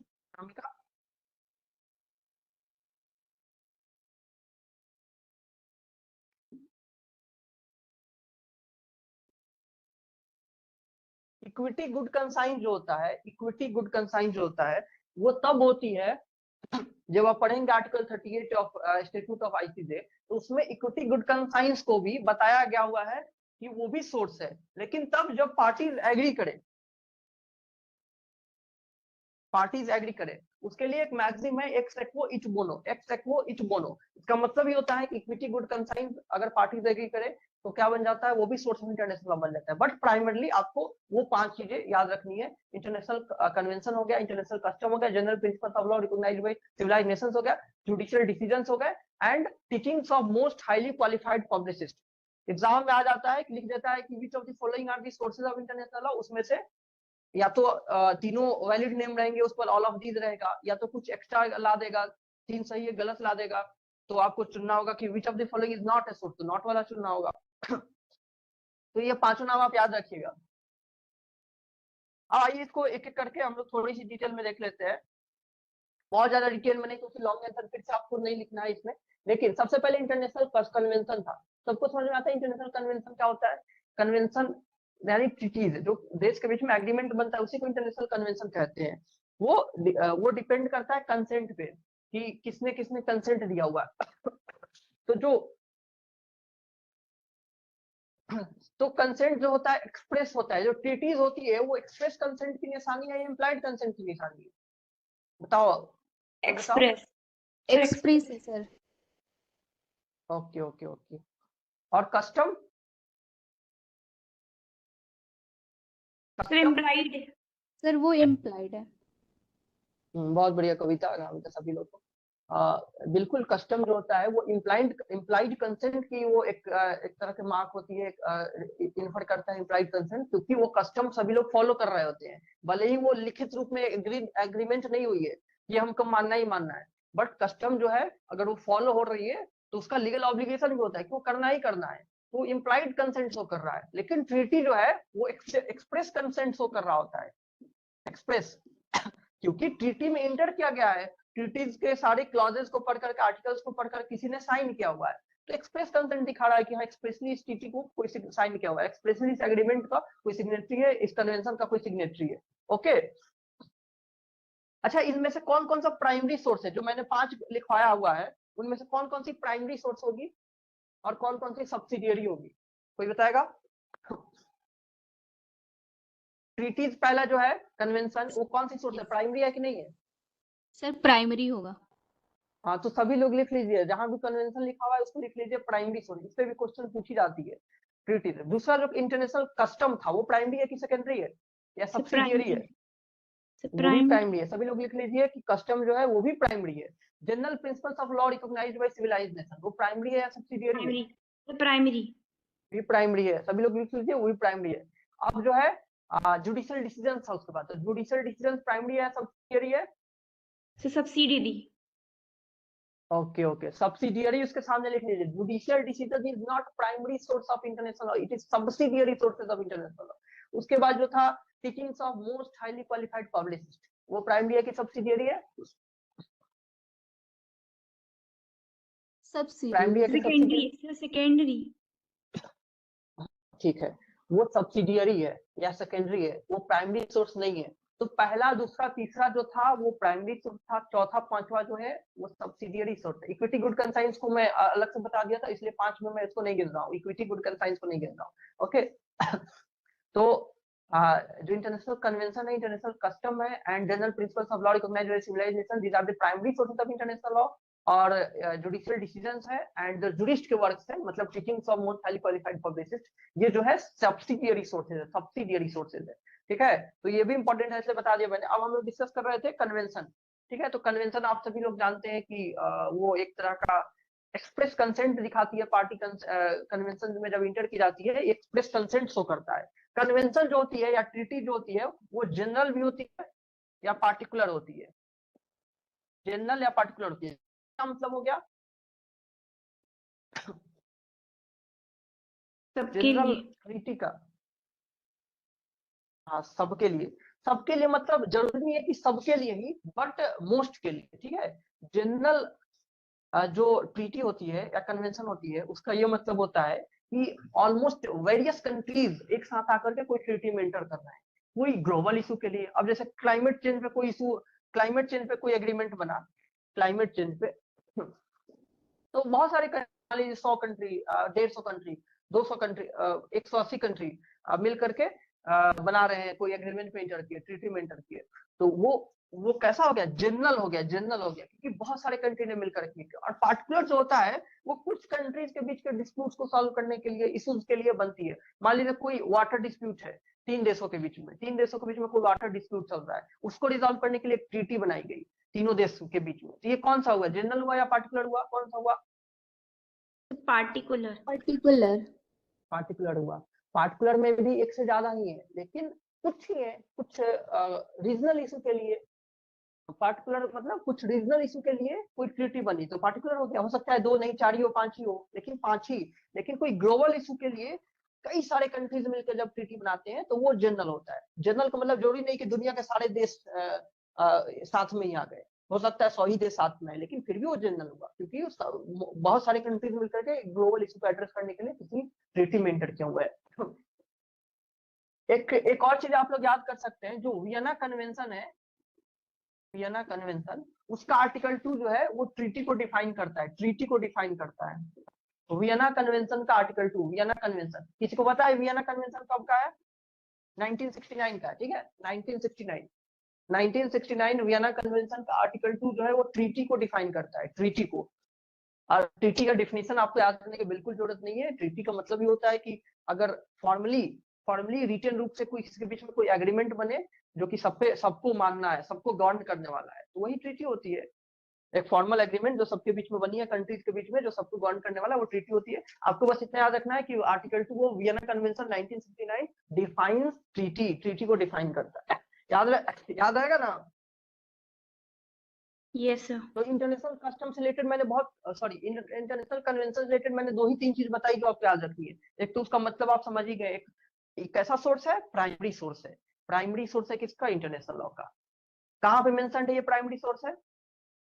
कहाँ पे मेंशन है ये? Article 13 of ICJ statute. 13 क्या अनामिका? 13? 38 सॉरी। 38। हाँ, okay 38, article 38 of statute of ICJ. और फिर मैंने बताया कि ये 2 तरह का होता है, एक होता है जनरल, एक होता है पार्टिकुलर। जनरल का मतलब समझ गए, पार्टिकुलर मतलब समझ गए। फिर मैंने बताया कि आर्टिकल 2 जो है वियना कन्वेंशन 1959 का, वो डिफाइन करता है ट्रीटी को, ट्रीटी को। इतनी बात आपको बस याद रखनी है। अब आते हैं कस्टम पे। दूसरा कस्टम, इंटरनेशनल कस्टम, ये कैसा सोर्स है? प्राइमरी था या सब्सिडियरी था? प्राइमरी था। इसके बारे में भी हम लोग एक और चीज डिस्कस कर चुके हैं। ऐसा दिखाता है कंसेंट, इम्प्लाइड कंसेंट का दिखाता है, पार्टीज का इम्प्लाइड कंसेंट दिखाता है। ट्रीटी दिखा रहा था एक्सप्रेस कंसेंट, ये दिखा रहा है इम्प्लाइड कंसेंट। तब कुछ ऐसा प्रैक्टिसेस होती हैं। कंसेंट कस्टम का मतलब सभी लोग समझते हैं कि वो प्रैक्टिस जो कि बहुत कंसिस्टेंट रूप से चली आ रही है, जो बहुत जनरल है, यूनिफॉर्म है, और वो सभी फॉलो किया जा रहा है। इस तरह से फॉलो किया जा रहा है कि एक तरह से लीगली बाइंडिंग तरीके से हो जाता है। अगर उसको आप नहीं करेंगे तो मानी जाती है आप ब्रीच कर दिए उस चीज का। अगर जो कस्टम चली आ रही है, जो ऑब्लिगेटरी है, ऑब्लिगेटरी नेचर का हो जाता है। उसको ना मानना that is considered as a breach, कि आप उस कस्टम का ब्रीच कर दिए। ओके, तो कस्टम का जो फीचर्स होता है वो आप लोग ऑलरेडी सभी जानते हैं। तो उसी की बात की जा रही है। वहां पे जो हम लोग नेशनल लॉ में कस्टम पढ़ते हैं, वही कस्टम यहाँ भी समझ लेना है। तो कस्टम से रिलेटेड यही चीज हो गया। आपको मेनली याद रखना है कि वो प्राइमरी सोर्स है और इम्प्लाइड कंसेंट शो करता है। बाकी उसका मतलब आप सभी जानते हैं कि कंसिस्टेंट होनी चाहिए, यूनिफॉर्म होनी चाहिए, लंबे समय से चल रहा होना चाहिए, उस पे वो लीगल ऑब्लिगेशन की तरह होनी चाहिए। ये नहीं कि मियर यूजेज होनी चाहिए। जो मियर यूजेज है वो कस्टम नहीं कहा जाता है, अगर जब तक उसमें लीगल ऑब्लिगेशन वाला एंगल नहीं आ रहा है। उसमें वैसा होना चाहिए कि लीगल ऑब्लिगेशन की एंगल उसमें दिख रही हो, तभी वो कस्टम बनता है, नहीं तो वो मियरली यूजेज ही रहता है। तीसरा क्या था? General principles of law recognised by कैसा nation? Civilised nation. Aditi Raj, okay, civilised nations. अब कुछ जनरल प्रिंसिपल्स हम लोग ऑलरेडी डिस्कस कर चुके हैं। कौन सा डिस्कस किए हुए हैं? कौन सा डिस्कस किए हुए हैं? अभी मैंने बताया थोड़ी देर पहले, पैक्टा सेंट सर्वंडा। उसका क्या मतलब था कविता?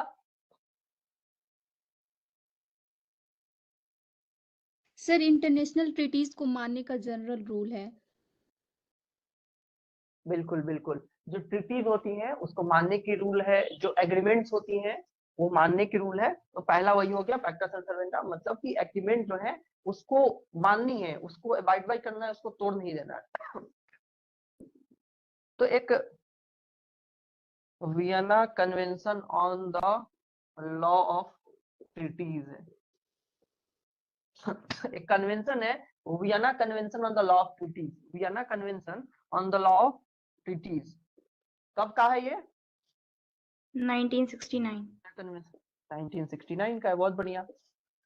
अब जो है ये जो कन्वेंशन है इसमें भी इसकी इंपॉर्टेंस बताई गई है पैक्टा सट सर्वेंटा की, मतलब कि ट्रीटीज की इंपॉर्टेंस बताया गया है, ट्रीटीज का इंपॉर्टेंस बताया गया है। इसका आर्टिकल 26 और 27 जो है, आर्टिकल 26 आर्टिकल 27 ये ट्रीटीज के इंपॉर्टेंस को बताता है। ये कहता है कि ट्रीटीज जो होती हैं वो बाइंडिंग नेचर की होती है और उसका परफॉर्मेंस बहुत जरूरी है, ट्रीटीज का परफॉर्मेंस जरूरी है। और गुड फेथ में पार्टीज को ट्रीटीज से क्या करना चाहिए? अबाइड बाय करना चाहिए।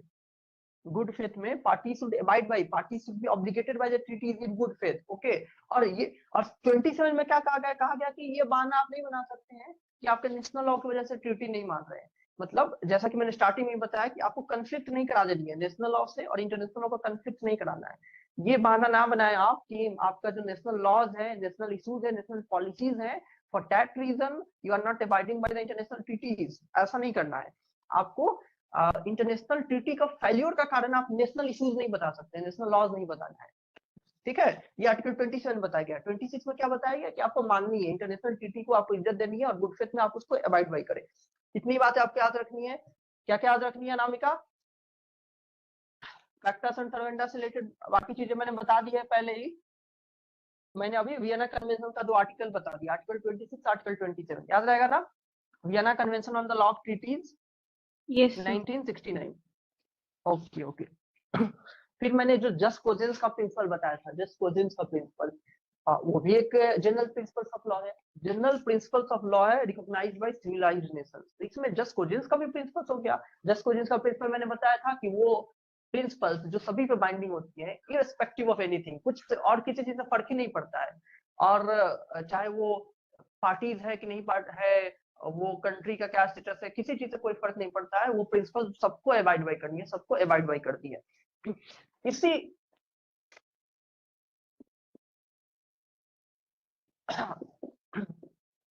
अभी जो मैंने ट्रीटी बताया Vienna convention of law, Vienna convention on law of treaty, उसी की मैं बात कर रहा हूँ। उसका आर्टिकल 53 जो है ये जस्ट कोजेंस का प्रिंसिपल से रिलेट कर रहा है। जस्ट कोजेंस ये कहता है कि कोई भी ऐसी ट्रीटी नहीं बनाई जा सकती है जो कि जस्ट कोजेंस के प्रिंसिपल को वायलेट करे। अगर वो करेगा तो वायलेट होगा। मान लो जैसे कि मैंने क्या एग्जांपल दिया था जस्ट कोजेंस का, एक एग्जांपल हो गया कि टॉर्चर को प्रोहिबिट किया गया है, टॉर्चर रिलेटेड एक्टिविटीज को प्रोहिबिट किया गया है। अब मान लो 10 देश मिलकर के एक ट्रीटी बना रहे हैं कि हम लोग जो है वो एक पर्टिकुलर टाइप ऑफ ऑफेंडर के साथ टॉर्चरस बिहेव करेंगे, कि हम लोग जो है अगर कोई देश के सॉवरेनिटी को चैलेंज करता है तो हम उसके साथ टॉर्चरस बिहेव करेंगे। ऐसा अगर ट्रीटी एग्री कर रहा है 10 देश मिलकर के ट्रीटी बनाया, तो ये ट्रीटी जो है वो वाइड हो जाएगा, इसको वाइड कंसीडर किया जाएगा as per article 53 of Vienna convention on the law of treaties 1969। क्यों? क्योंकि ये जस्ट कोजेंस के प्रिंसिपल को वायलेट कर रहा है। ये वो प्रिंसिपल है जिसको कभी नहीं वायलेट करना है। अगर इसको वायलेट करने के लिए आप कोई ट्रीटी बना रहे हैं तो वो ट्रीटी ही वाइड हो जाएगा। समझ में आ रही है बात आपको? Yes sir. ओके, कोई डाउट है किसी को तो बताइए।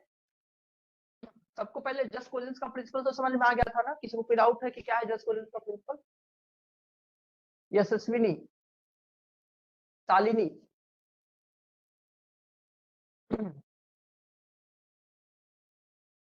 ओके, ये सब बहुत इंपॉर्टेंट है, इस पे क्वेश्चंस आते रहते हैं। ओके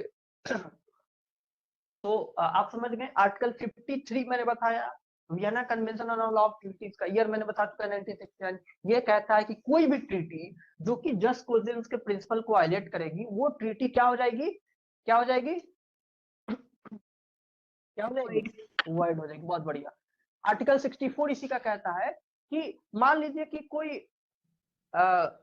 ये तो हो गया कि कोई ट्रीटी बनाई गई जो जस्ट कोजेंस का प्रिंसिपल को वायलेट कर रहा है। मान लो कोई नया नियम निकल गया जस्ट कोजेंस का, न्यू प्रिंसिपल आया, मतलब कोई ऐसी प्रिंसिपल नई चीज आई, जैसे कि मान लीजिए पहले से स्लेवरी से रिगार्डिंग स्लेवरी को जस्ट कोजेंस का प्रिंसिपल नहीं माना गया होता, तो स्लेवरी से रिलेटेड यह है कि नहीं, अब स्लेवरी भी ऐसी प्रैक्टिस है जो कि यूनिवर्सली बैंड होनी चाहिए, वो किसी भी फॉर्म में वो सही नहीं हो सकता है। जस्ट कोजेंस में वही प्रिंसिपल होते हैं ना जो कभी भी सही नहीं हो सकता, वो किसी कंडीशंस के, वो सारे कंडीशंस के पड़े हैं। अब स्लेवरी जो है, ऐसी कोई सिचुएशन नहीं हो सकती है जो स्लेवरी को जस्टिफाई करे, दैट्स व्हाई वो जस्ट कोजेंस का प्रिंसिपल में है। ओके, अगर वो डिपेंडेंट हो सिचुएशन पे तब तो वो उसके इस प्रिंसिपल में नहीं आएगा, क्योंकि वो सिचुएशन पर अगर डिपेंडेंट रहे तो सिचुएशन किसी ना किसी कंट्री में राइज हो सकती है।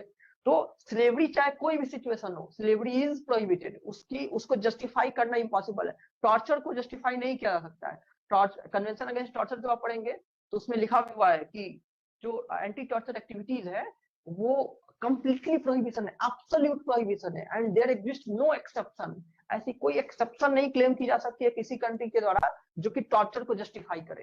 ठीक है, तो ऐसे ही चीजों को जस्ट कोजेंस के प्रिंसिपल पे शामिल किया जाता है जिसका कोई एक्सेप्शन ही नहीं हो।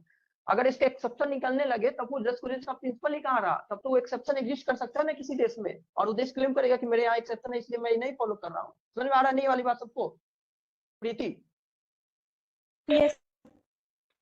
ओके, तो आर्टिकल 64 जो है वो कहता है कि अगर कोई नया प्रिंसिपल जस्ट कोजेंस का जो मानी जाए सबके द्वारा, कोई नया प्रिंसिपल एराइज होता है, एग्जांपल मान लीजिए स्लेवरी है अभी भी जस्ट कोजेंस का नहीं रहता, मान लीजिए स्लेवरी को नया नया इंट्रोड्यूस अडॉप्ट किया जाए कि ये तो जस्ट कोजेंस का प्रिंसिपल्स में आ गया, क्योंकि स्लेवरी हमें कहीं नहीं होनी चाहिए, ये इतनी बैड प्रैक्टिस है कि ये किसी फॉर्म में अलाउ नहीं होनी चाहिए, ये कंप्लीटली बैन होनी चाहिए इररिस्पेक्टिव ऑफ एनी सर्कमस्टांसेस।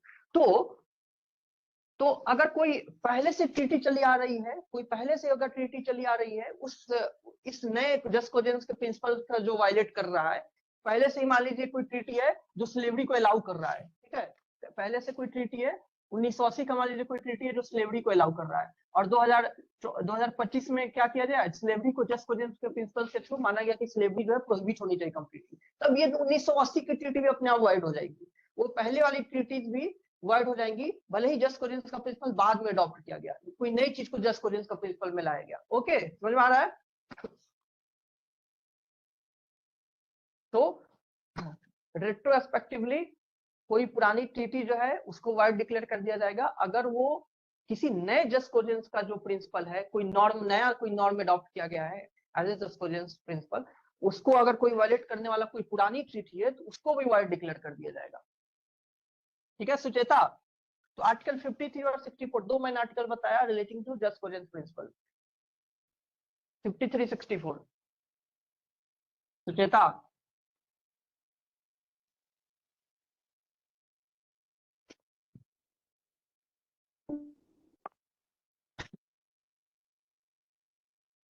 इतना धीरे बोला सुचेता, तुम्हारी आवाज भी नहीं आई। चांदनी? हाँ सर, समझ में आ गया। Yes sir. ओके ठीक है, तो अब हम लोग अगला प्रिंसिपल में पढ़ते हैं। ये हमने दो प्रिंसिपल पढ़ा अभी, किस चीज में पढ़ रहे हैं हम लोग, कौन सा पढ़ रहे हैं चांदनी बताओ, कौन सा हम लोग अभी सोर्स पढ़ रहे हैं?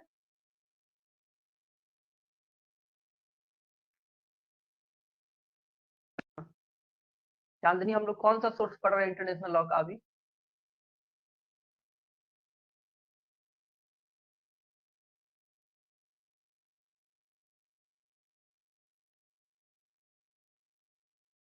यशस्विनी? Yes sir. सर पहला जो कन्वेंशन होती है वही पढ़ रहे हैं सर। सिविलाइज। चांदनी नहीं, चांदनी तुम अभी 2 स्टेज पीछे हो, हम लोग तीसरा पे पहुंच गए हैं। शालिनी तुम बताओ। Yes sir. ओके, निधि निधि तुम बताओ, निधि तुम बताओ कौन सा सोर्स पढ़ रहे हैं अभी हम लोग?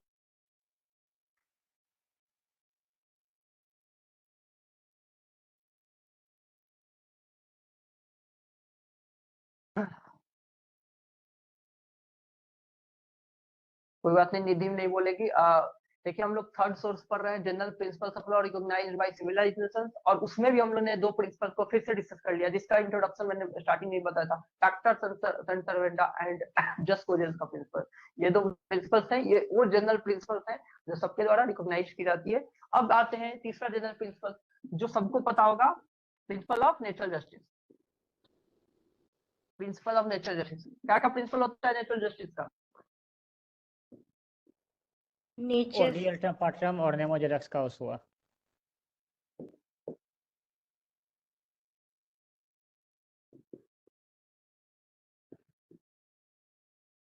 तीसरा भी कोई होता है?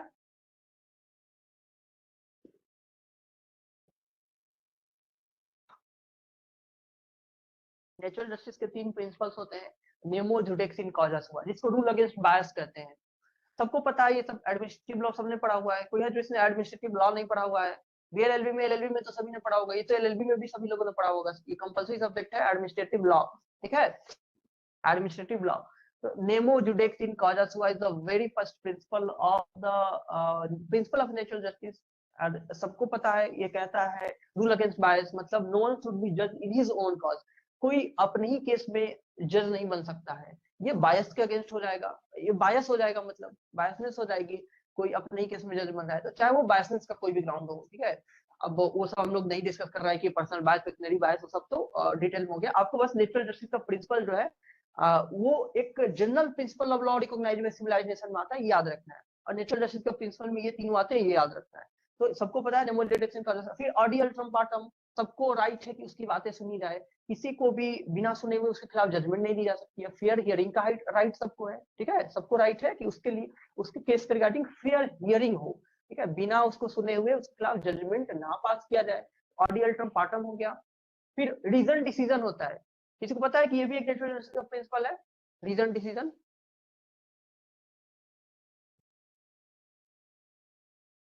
Yes sir. ओके, जिसको नहीं पता है वो लोग नोट डाउन कर लें। रीजन डिसीजन भी इंटरनेशनल सॉरी नेचुरल जस्टिस का प्रिंसिपल है। और रीजन डिसीजन नाम से पता चल रहा है कि ये क्या किस चीज की बात कर रहा है। ये बात कर रहा है कि जो भी डिसीजन होनी चाहिए that must be supported by some valid reasoning, ठीक है, जिस कंक्लूजन पे भी कोई एडजुडिकेटिंग अथॉरिटी पहुंचेगा, ठीक है, कोई एडजुडिकेटिंग बॉडी किसी कंक्लूजन पे पहुंचा हुआ है तो उस कंक्लूजन का बेसिस सम रीजन होनी चाहिए। ये नहीं कि आप आर्बिट्रेरली किसी कंक्लूजन पे पहुंच जाए। आर्बिट्रेरी मैनर में आप किसी कंक्लूजन को कोई जजमेंट नहीं दे सकते हैं, कोई ऑर्डर नहीं पास कर सकते हैं। उस ऑर्डर का, उस जजमेंट के पीछे एक रीजनिंग होनी चाहिए, और वो रीजनिंग आपको बतानी होती है कि फॉर दैट रीजन आपने ये जजमेंट दिया है, फॉर दैट रीजन आपने ये ऑर्डर पास किया है, ठीक है। यही रीजन डिसीजन कहा जाता है। मतलब डिसीजन रीजनिंग वाली होनी चाहिए, रीजन होनी चाहिए उस डिसीजन का, उस जजमेंट का, ठीक है। सबको समझ में आ गया रीजन डिसीजन? ये दोनों तो सबको पता होगा। Kavita? Yes sir. Reason decision समझ में आया? Yes sir.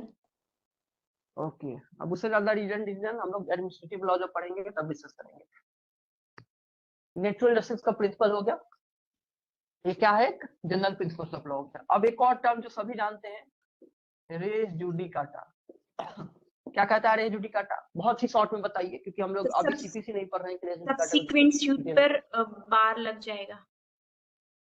बहुत बढ़िया। ये प्रिंसिपल जो है रेस जुडिकाटा का इसलिए डेवलप हुआ है क्योंकि ये इसका कहना है कि जब कोई कॉम्पिटेंट कोर्ट ने कोई जजमेंट दे दिया हुआ है, जजमेंट की फाइनलिटी होनी चाहिए, जजमेंट की फाइनलिटी होनी चाहिए। और जजमेंट की फाइनलिटी कब होगी? जब सब्सिक्वेंट सूट को बार किया जाए, रीलिटिगेशन को बार किया जाए। ये रीलिटिगेशन को बार करता है, सेम पार्टी जो है सेम इशू को लेकर के फिर से कोर्ट में नहीं जा सकते हैं। तो ये रेस जुडिकाटा है। सीपीसी के किस सेक्शन में दिया हुआ था? 11 सेक्शन 11। बहुत बढ़िया।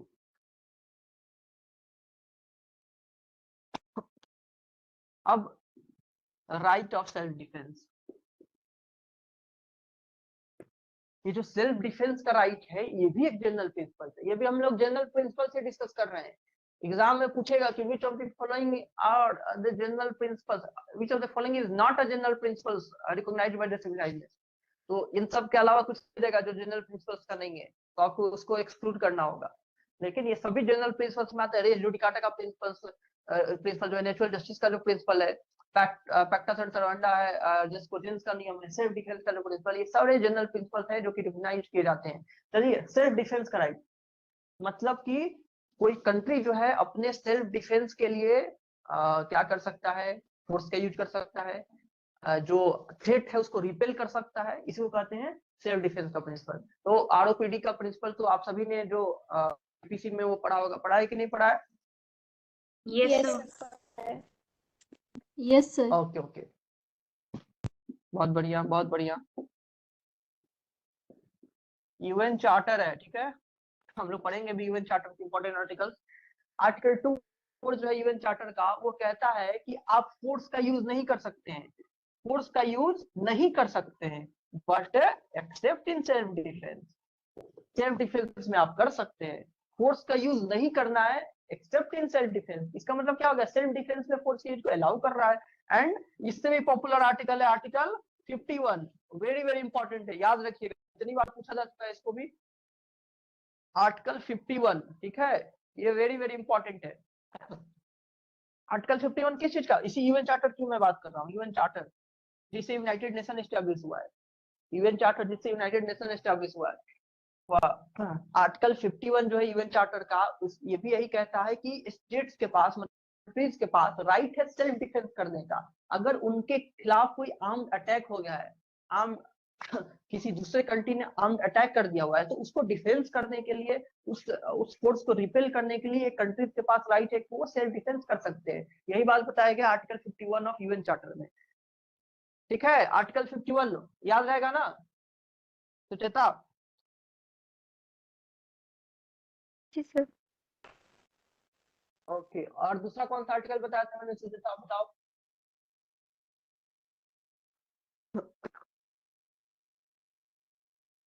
सर 38 और 51 और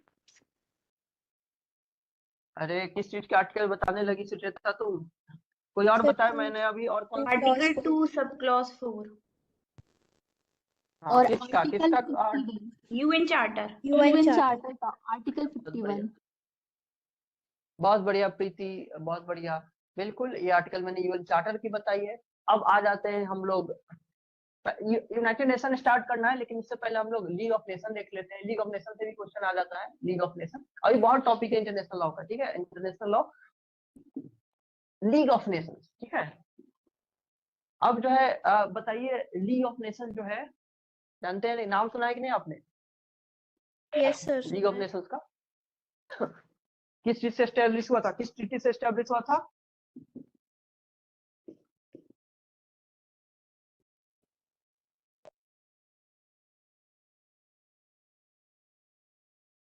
treaty of Versailles, very well renowned treaty. जब वर्ल्ड वॉर 1 चल रहा था, तो वर्ल्ड वॉर 1 जब ओवर हुआ तो कौन सी ट्रीटी साइन की गई थी?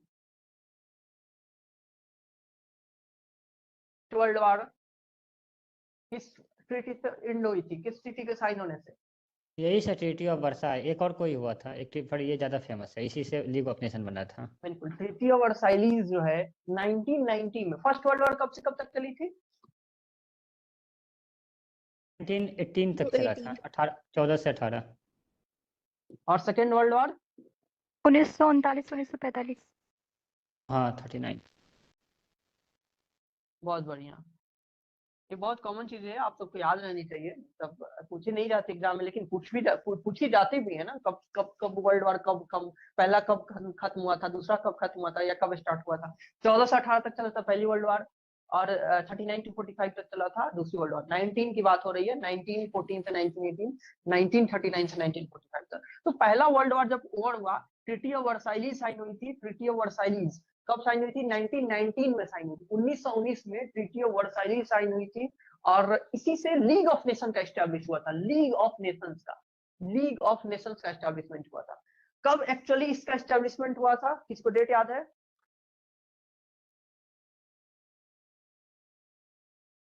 कोई बात नहीं, नहीं याद है तो लिख लीजिए डेट को। मैंने यूनाइटेड नेशन का नहीं बोला सुचेता, तुमने यूनाइटेड नेशन का एस्टैब्लिशमेंट का डेट बोल दिया, मैंने लीग ऑफ नेशन का बोल रहा हूँ। लीग ऑफ नेशन जो है 10 जनवरी 1920 को एस्टैब्लिश हुआ था, 10 जनवरी 1920 को। और ठीक है, ये डेट नोट कर लिया आप लोग। और लीग ऑफ नेशन क्यों स्टैब्लिश किया गया था?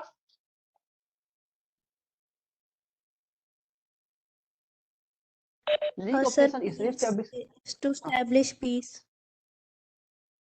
बिल्कुल बिल्कुल प्रीति ने बताया, स्टैब्लिश पीस। अब वर्ल्ड वॉर खत्म हुई है तो इसी चीज से स्टैब्लिश किया जाएगा कि पीस, ताकि वॉर ना हो, ताकि शांति बना रहे, सबकी कलेक्टिव सिक्योरिटी की बात की जाए। ओके, सबको शांति बनाए रखने के लिए दुनिया में युद्ध की सिचुएशन ना बने, सबको सिक्योरिटी मिले कलेक्टिव रूप से, इसलिए लीग ऑफ नेशन का एस्टेब्लिश किया गया था। इसको किसने प्रपोज किया हुआ था?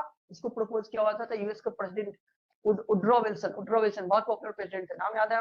नाम सुना है आपने सबको वुडरो विल्सन का? यस बहुत बढ़िया।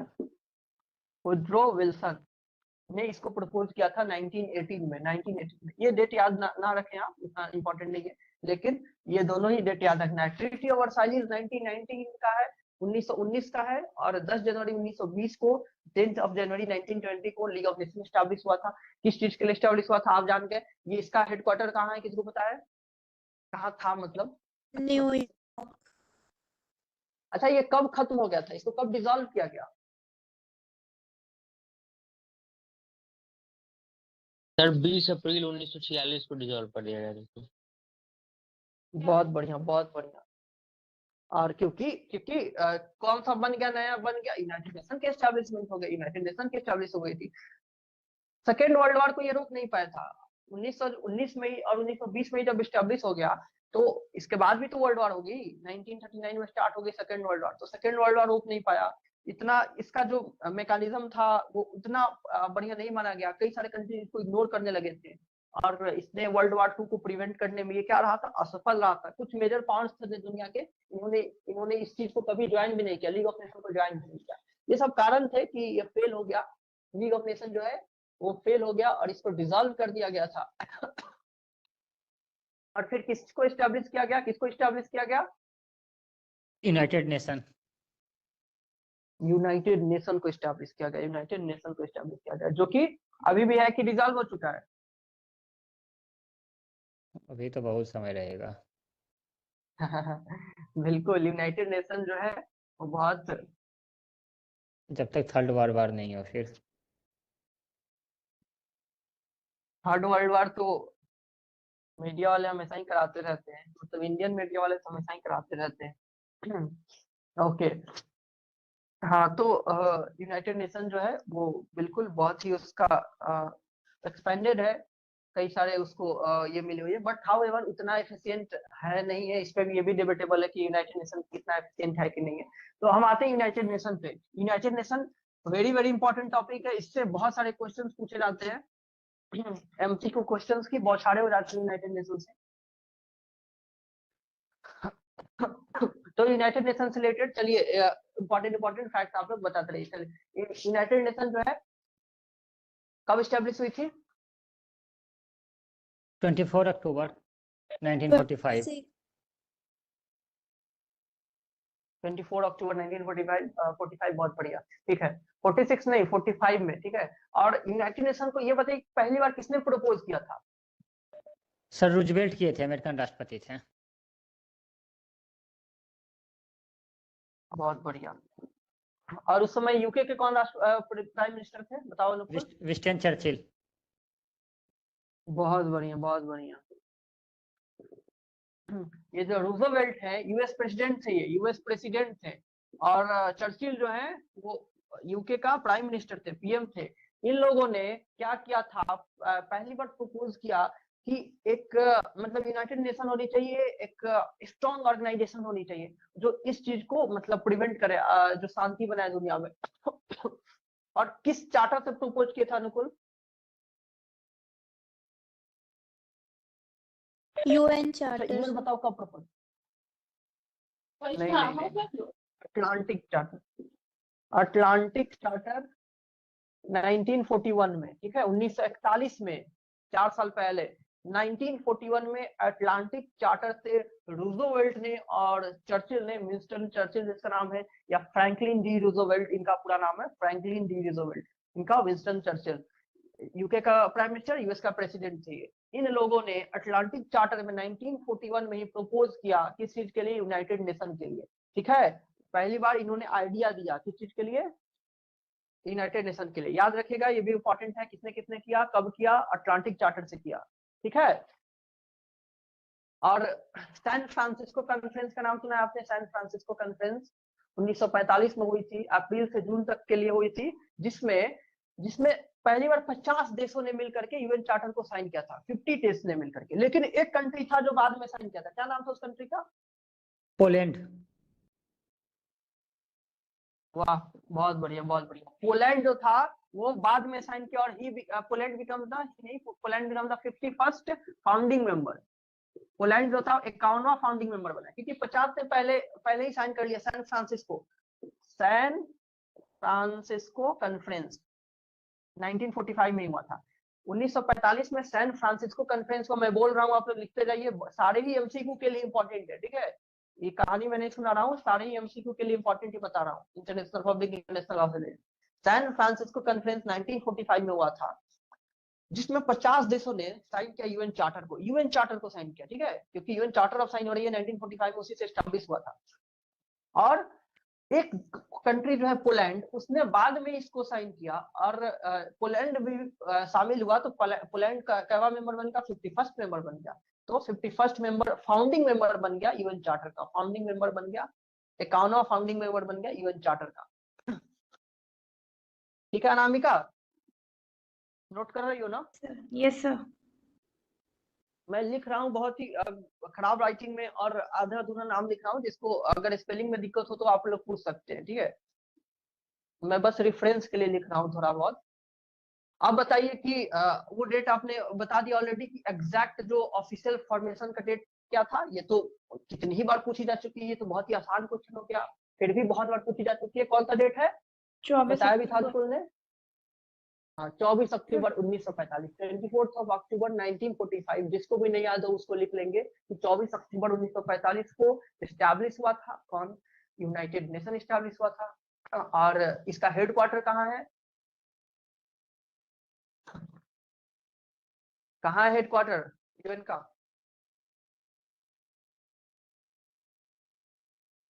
बताओ अनुकुल, तुम्हें तो सर वाशिंगटन। इंटरनेशनल न्यूयॉर्क में सर, न्यूयॉर्क में है ना? Sir Washington. हाँ, न्यूयॉर्क में है, न्यूयॉर्क में। और न्यूयॉर्क किस कंट्री में है? जी, यूनाइटेड स्टेट्स ऑफ अमेरिका। मेरे में थोड़ा सा नेटवर्क कम है, इसलिए आपका आवाज नहीं आ रहा है सर। मेरी भी हाँ, तुम्हारी आवाज भी कट कट के आ रही है अनुकुल, तुम्हारे तरफ नेटवर्क इशू होगी। बाकी लोग को मेरी आवाज तो क्लियर जा रही है ना? थोड़ी थोड़ी वॉइस ब्रेक हो रही है। हाँ, क्योंकि मेरी तरफ भी थोड़ी सी दिख रही है कि नेटवर्क।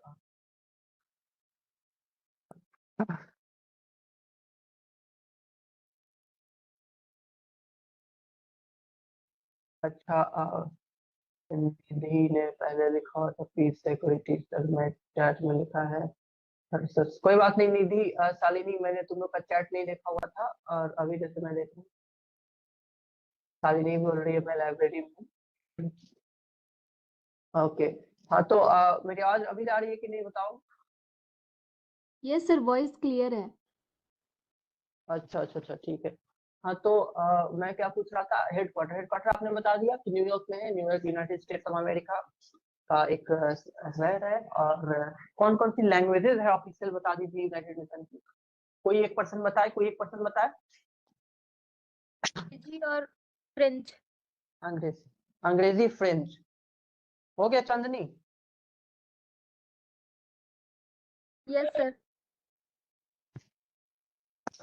कोई और बताए?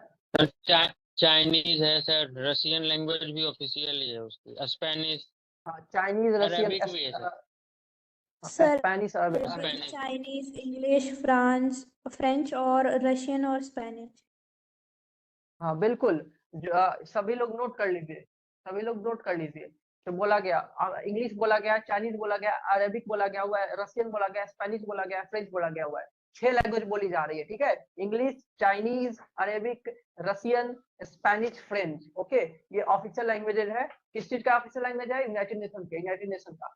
कितने कंट्रीज है यूनाइटेड नेशन में? नोट कर लिया सभी ने लैंग्वेजेस? लैंग्वेजेस याद रहनी चाहिए, 6 लैंग्वेज का नाम याद रहना चाहिए। 51 कंट्रीज है एग्जाम में पूछेगा। मैं फाउंडिंग टोटल मेंबर नहीं पूछ रहा हूँ, अभी करंट मेंबर पूछ रहा हूँ। 193 93 मेंबर टोटल करंट। स्टेट्स। हाँ बहुत बढ़िया प्रीत, बहुत बढ़िया। 193 स्टेट है। और एक टर्म होता है ऑब्जर्वर स्टेट। ऑब्जर्वर स्टेट किसी को पता है ऑब्जर्वर स्टेट क्या होते हैं? ऑब्जर्वर स्टेट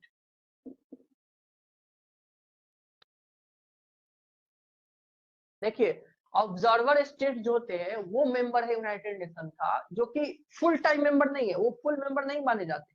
इवन उनको कुछ लिमिटेड राइट्स होते हैं, वो पार्टिसिपेट तो कर सकते हैं यूनाइटेड नेशन के कुछ चीजों में, बट उनकी कुछ एक्टिविटीज में, बट उनकी कुछ लिमिटेशंस होती है। अब जैसे कि जो जनरल असेंबली का मीटिंग होता है उसमें ये जो मेंबर्स हैं वो ऑब्जर्वर मेंबर्स हैं, वो पार्टिसिपेट तो कर सकते हैं बट वोटिंग राइट्स नहीं होती है। जब रेजोल्यूशन पास हो रही होती है, रेजोल्यूशन के लिए वोटिंग कराई जाती है, तो उसमें पार्टिसिपेट नहीं करते हैं।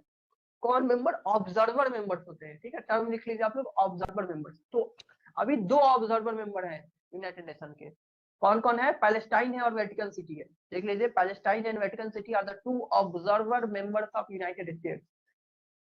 Palestine and Vatican city are the 2 observer members of United States. ये वो मेंबर्स होते हैं जिनको कुछ लिमिटेड राइट्स होती हैं, ये पार्टिसिपेट करते हैं मीटिंग में, बट वोटिंग राइट्स नहीं होती है, वोटिंग राइट्स नहीं होती है। ठीक है, नॉर्मली कितने मेंबर्स हैं यूनाइटेड नेशन के? 193 मेंबर्स है, 193। सब लोग, सबने लिख लिया इस बात को?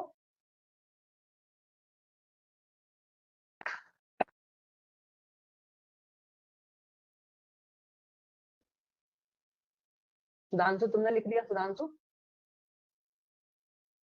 जी सर। Okay okay okay. अब हम आते हैं, ये बेसिक इंट्रोडक्शन था यूनाइटेड नेशन का, जिससे भी क्वेश्चंस कई सारे आते हैं। ठीक है, यूनाइटेड नेशन का ये बेसिक इंट्रोडक्शन, उससे रिलेटेड कब स्टैब्लिश हुआ, कहाँ उसका हेडक्वार्टर है, कितने लैंग्वेजेस हैं, किसने प्रपोज किया, किसने आइडिया दिया, किस कॉन्फ्रेंस से आया, ये सारी इंपॉर्टेंट चीजें हैं।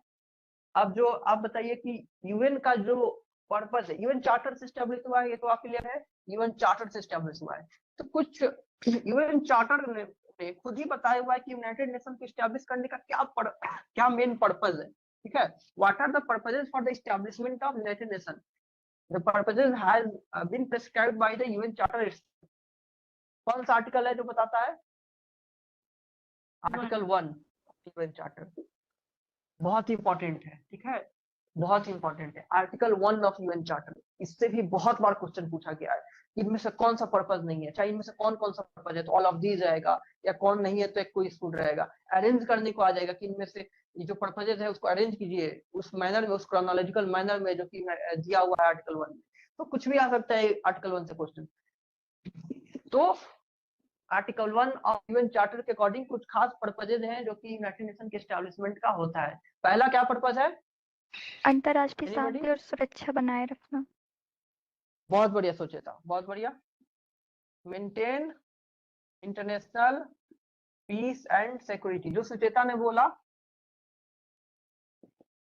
कि अंतरराष्ट्रीय शांति और सुरक्षा को मेंटेन करना, to maintain international peace and security is one of the biggest purpose for the establishment of the United Nation. ठीक है, सबने नोट कर दिया, ये पहला पर्पस है, पहला पर्पस यूनाइटेड नेशन का। दूसरा बताओ सुचेता? राष्ट्रों के बीच मैत्रीपूर्ण संबंधों का विकास करना। बहुत बढ़िया। Develop friendly relation among states. States के बीच में, नेशंस के बीच में फ्रेंडली रिलेशन डेवलप करना। ठीक है, develop friendly relations among state, मतलब देशों के बीच में फ्रेंडली रिलेशन बने ताकि शांतिपूर्वक एक दूसरे के मतलब राइट को प्रोटेक्ट करें और आगे बढ़ा जाए। तीसरा क्या है सुचेता? सर अंतर्राष्ट्रीय सहयोग टू को अचीव बढ़ावा देना। International cooperation. बहुत बढ़िया, इंटरनेशनल कोऑपरेशन को अचीव करना या प्रमोट करना। ठीक है, तो सभी देशों को सभी देशों को एक दूसरे को कोऑपरेट करना चाहिए और यूनाइटेड नेशन इसमें मदद करेगा ताकि देश जो है इंटरनेशनल कोऑपरेशन को अचीव करे, देश जो है आपस में सहयोग करे एक दूसरे को, और चाहे वो इकोनॉमिक सहयोग हो, सोशल सहयोग हो, कल्चरल सहयोग हो, किसी भी तरह का ह्यूमन राइट्स को प्रोटेक्ट करने के लिए हो। और क्या पर्पस बताओ Risu? Sir promoting sustainable development. Okay, sustainable develop को प्रमोट करना भी है। और कोई harmonisation Sir, to harmonisation be a center of harmonizing, sir. To बहुत be a बढ़िया center Rishi. of harmonizing among the nations for the maintaining of the peace and security among all the nations. अच्छा अच्छा अच्छा ऋषु, तुम वही ऋषु हो ना जो मैं समझ रहा हूँ, अभी मैं समझ पाया तुम को। Yes, sir. Risu. Okay okay okay, तुम्हारी आवाज से मैं पहचाना। ओके ऋषु यहाँ पे इलाहाबाद यूनिवर्सिटी में हमारा जूनियर है, इमीडिएट जूनियर है और मेन कैंपस में ही, और वो हमारे हॉस्टल में भी रहता है। ऋषु हमारे हॉस्टल में भी रहता है। बिल्कुल।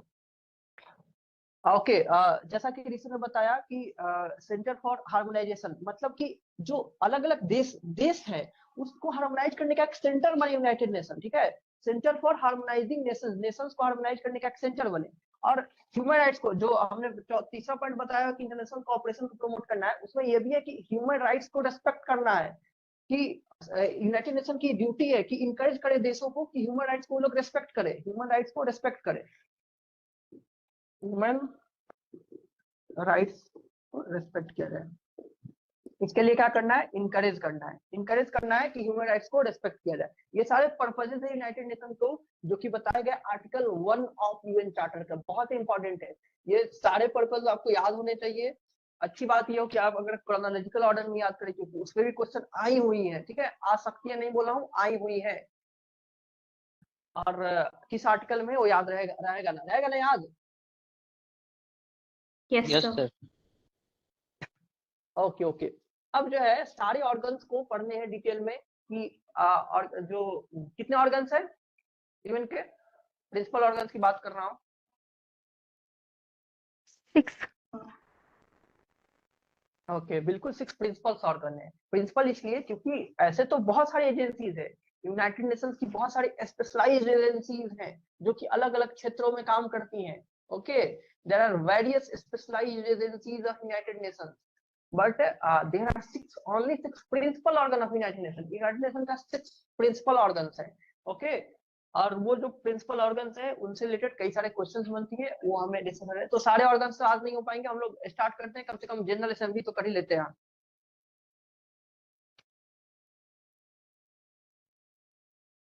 तो कोई बताए 6 ऑर्गन का नाम बताएगा कोई? सर जनरल असेंबली है, सिक्योरिटी काउंसिल है, फिर इकोनॉमिक काउंसिल है, और सेक्रेटेरिएट है, एक ट्रस्टीशिप काउंसिल है, एक और है, एक और छूट गया, एक जुडिशियल बॉडी का नाम क्या है? International court of justice. बहुत बढ़िया बहुत इंटरनेशनल कोर्ट बढ़िया। ऑफ इसे तुमने जस्टिस। जुडिशियल बॉडी है उसका नाम छोड़ दिया था, जो कि आईसीजे है, इंटरनेशनल कोर्ट ऑफ जस्टिस है। अच्छा ये बताइए, जो इंटरनेशनल लेवल पे जो क्रिमिनल लॉ को गवर्न करने के लिए जो कोर्ट होते हैं उसका क्या नाम है? इंटरनेशनल लेवल पे जो इंटरनेशनल क्रिमिनल लॉ को गवर्न करती है वो कौन सा कोर्ट है? International court of justice. International court of justice. नहीं बाबू, international court of justice does not govern the criminal law, international criminal law. International criminal court. हाँ चांदनी ने सही बताया, international criminal court, international criminal court establish हुआ है, और हाल में ही एस्टैब्लिश हुआ है। कौन से स्टैट्यूट से एस्टैब्लिश हुआ? आपने रोम स्टैट्यूट का नाम सुना है? Rome statute of the ICC, Rome statute of the ICC जो है उससे इंटरनेशनल क्रिमिनल कोर्ट एस्टैब्लिश हुआ है। हाँ बिल्कुल, रोम स्टैट्यूट, उससे एस्टैब्लिश हुआ है ICC, international criminal court establish हुआ है, और वो गवर्न करता है, वो डील करता है क्रिमिनल केसेस को। किसी के खिलाफ किसी ने अगर जीनोसाइड किया हुआ है, किसी ने वॉर क्राइम्स किया हुआ है, तो ये इसका केस किसमें? आईसीजे में नहीं चलता है, इंटरनेशनल क्रिमिनल कोर्ट में चलता है। और पहले तो था ही नहीं, 2000 के पहले कोई परमानेंट इंटरनेशनल कोर्ट नहीं था, तो अलग अलग इश्यूज के लिए, अलग अलग वॉर क्राइम्स के लिए स्पेशल कोर्ट एस्टैब्लिश किए जाते थे। जैसे आपने नाम सुना है international criminal tribunal for farmer Yugoslavia, बिल्कुल बिल्कुल 2002 में। हाँ इससे पहले जो था इंटरनेशनल क्रिमिनल केसेस को गवर्न करने के लिए कोई परमानेंट कोर्ट ही नहीं था, टेम्पोररी ट्रिब्यूनल्स एस्टैब्लिश हुआ करते थे। ट्रिब्यूनल्स एस्टैब्लिश हुआ करते थे किस चीज को गवर्न करने के लिए, अलग अलग वॉर क्राइम्स। किसी मान लीजिए किसी कंट्री में वॉर क्राइम हो गया, जैसे यूगोस्लाविया में वॉर क्राइम हो गया, तो उसको गवर्न करने के लिए ट्रिब्यूनल बना जिसका नाम था international criminal tribunal for the former Yugoslavia. Exam में क्वेश्चन पूछे जाते हैं इससे भी, ठीक है। फिर रवांडा में रवांडन जेनोसाइड हुआ था, आपको पता होगा, तो उसके लिए international criminal tribunal for Rwanda बना। सियरा लियोनी में हुआ था तो special court for Sierra Leone बना। ये सारे international cases, international criminal cases को ही गवर्न करते थे, but they all were temporary courts, temporary tribunals, and there was high demand for the establishment of a permanent international criminal court that was fulfilled by passing of the Rome Statute of the ICC, which established the International Criminal Court, which is the only and the first permanent court to deal with the international criminal cases. इससे पहले मतलब ICC से पहले, international criminal court से पहले कोई ऐसा court नहीं एस्टेब्लिश हुआ था जो कि परमानेंट हो। ओके, तो ये बातें आप लोग ध्यान में रखिएगा क्योंकि उन सबसे भी क्वेश्चंस पूछ लिए जाते हैं। आईसीसी में नहीं डील होता है क्रिमिनल केसेस का, इंटरनेशनल क्रिमिनल केसेस का डील आईसीजे में नहीं डील होता है, ठीक है ना। तो आइए हम लोग जनरल असेंबली डिस्कस करते हैं। जनरल असेंबली 6 नाम आपने बताया, ऋषु ने बताया, जो कि प्रिंसिपल ऑर्गन यूनाइटेड नेशन का। पहला हो गया general assembly, UN general assembly. UN general assembly जो है वो चैप्टर 4 जो है, किस चीज का चैप्टर 4 होगा बताइए जल्दी से कोई, किस चीज का चैप्टर 4 डील करेगा जनरल असेंबली से? रोम स्टैट्यूट का क्या?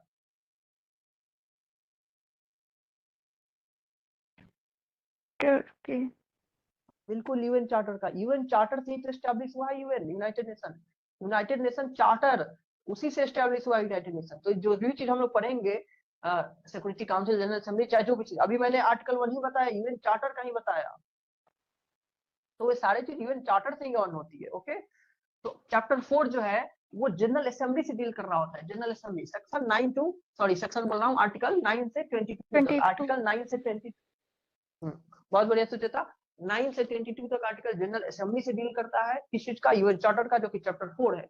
ये दोनों ही चीजें याद रखिए कि चैप्टर 4 डील करता है, 9 से 22 तक डील करता है। ये सब पे क्वेश्चन बनती है। अब बताइए जल्दी जल्दी कि जनरल असेंबली के मेंबर कौन कौन होते हैं? 10 मेंबर, 50 मेंबर, 100 मेंबर, कौन कौन मेंबर है? सर यूएन चार्टर के जितने मेंबर होते हैं सब होते हैं 193। बहुत बढ़िया चांदनी, जितने भी यूनाइटेड नेशन के मेंबर हैं वो सारे जनरल असेंबली के मेंबर होते हैं, जितने भी यूनाइटेड नेशन से। तो यूनाइटेड नेशन के कितने मेंबर है? अभी हमने पढ़ा 193। कितने ऑब्जर्वर मेंबर्स थे? कितने ऑब्जर्वर मेंबर्स थे? 51। 2 फाउंडिंग मेंबर, एक वेटिकन सिटी, कंफ्यूज मत हो जाओ। हाँ बहुत बढ़िया ऋषु, तुम लोग ऑब्जर्वर, फाउंडिंग या टोटल मेंबर में कंफ्यूज मत हो जाओ। लिखे तो हो ना तुम लोग? फाउंडिंग मेंबर जब मैं बता रहा था तो अलग बताया था मैंने, इसमें 51st फाउंडिंग मेंबर किसको बताया था मैंने? Poland was the 51st founding member who joined later, बाद में वो सिग्नेटरी बना यूएन चार्टर का, पोलैंड। बिल्कुल। 2 ऑब्जर्वर मेंबर का नाम मैंने बताया था, क्या बताया था नामी का बताओ? फलस्तीन और क्या बताया था? Vatican city. हाँ बिल्कुल, उनका क्या काम है मैंने बताया। वोटिंग राइट्स नहीं होते हैं उनके पास। टोटल कितने मेंबर्स हैं उनको छोड़कर, ऑब्जर्वर अगर छोड़ दो तो टोटल 193 मेंबर्स है। तो पूरे के पूरे 193 मेंबर्स किसके पार्ट हो गए? जनरल असेंबली के भी पार्ट हो गए, पूरे के पूरे। तो जनरल असेंबली का अगर कंपोजिशन पूछे तो क्या हो जाएगा? पूरे यूएन मेंबर्स, जितने भी यूएन मेंबर्स हैं सब जनरल असेंबली के पार्ट हो गए।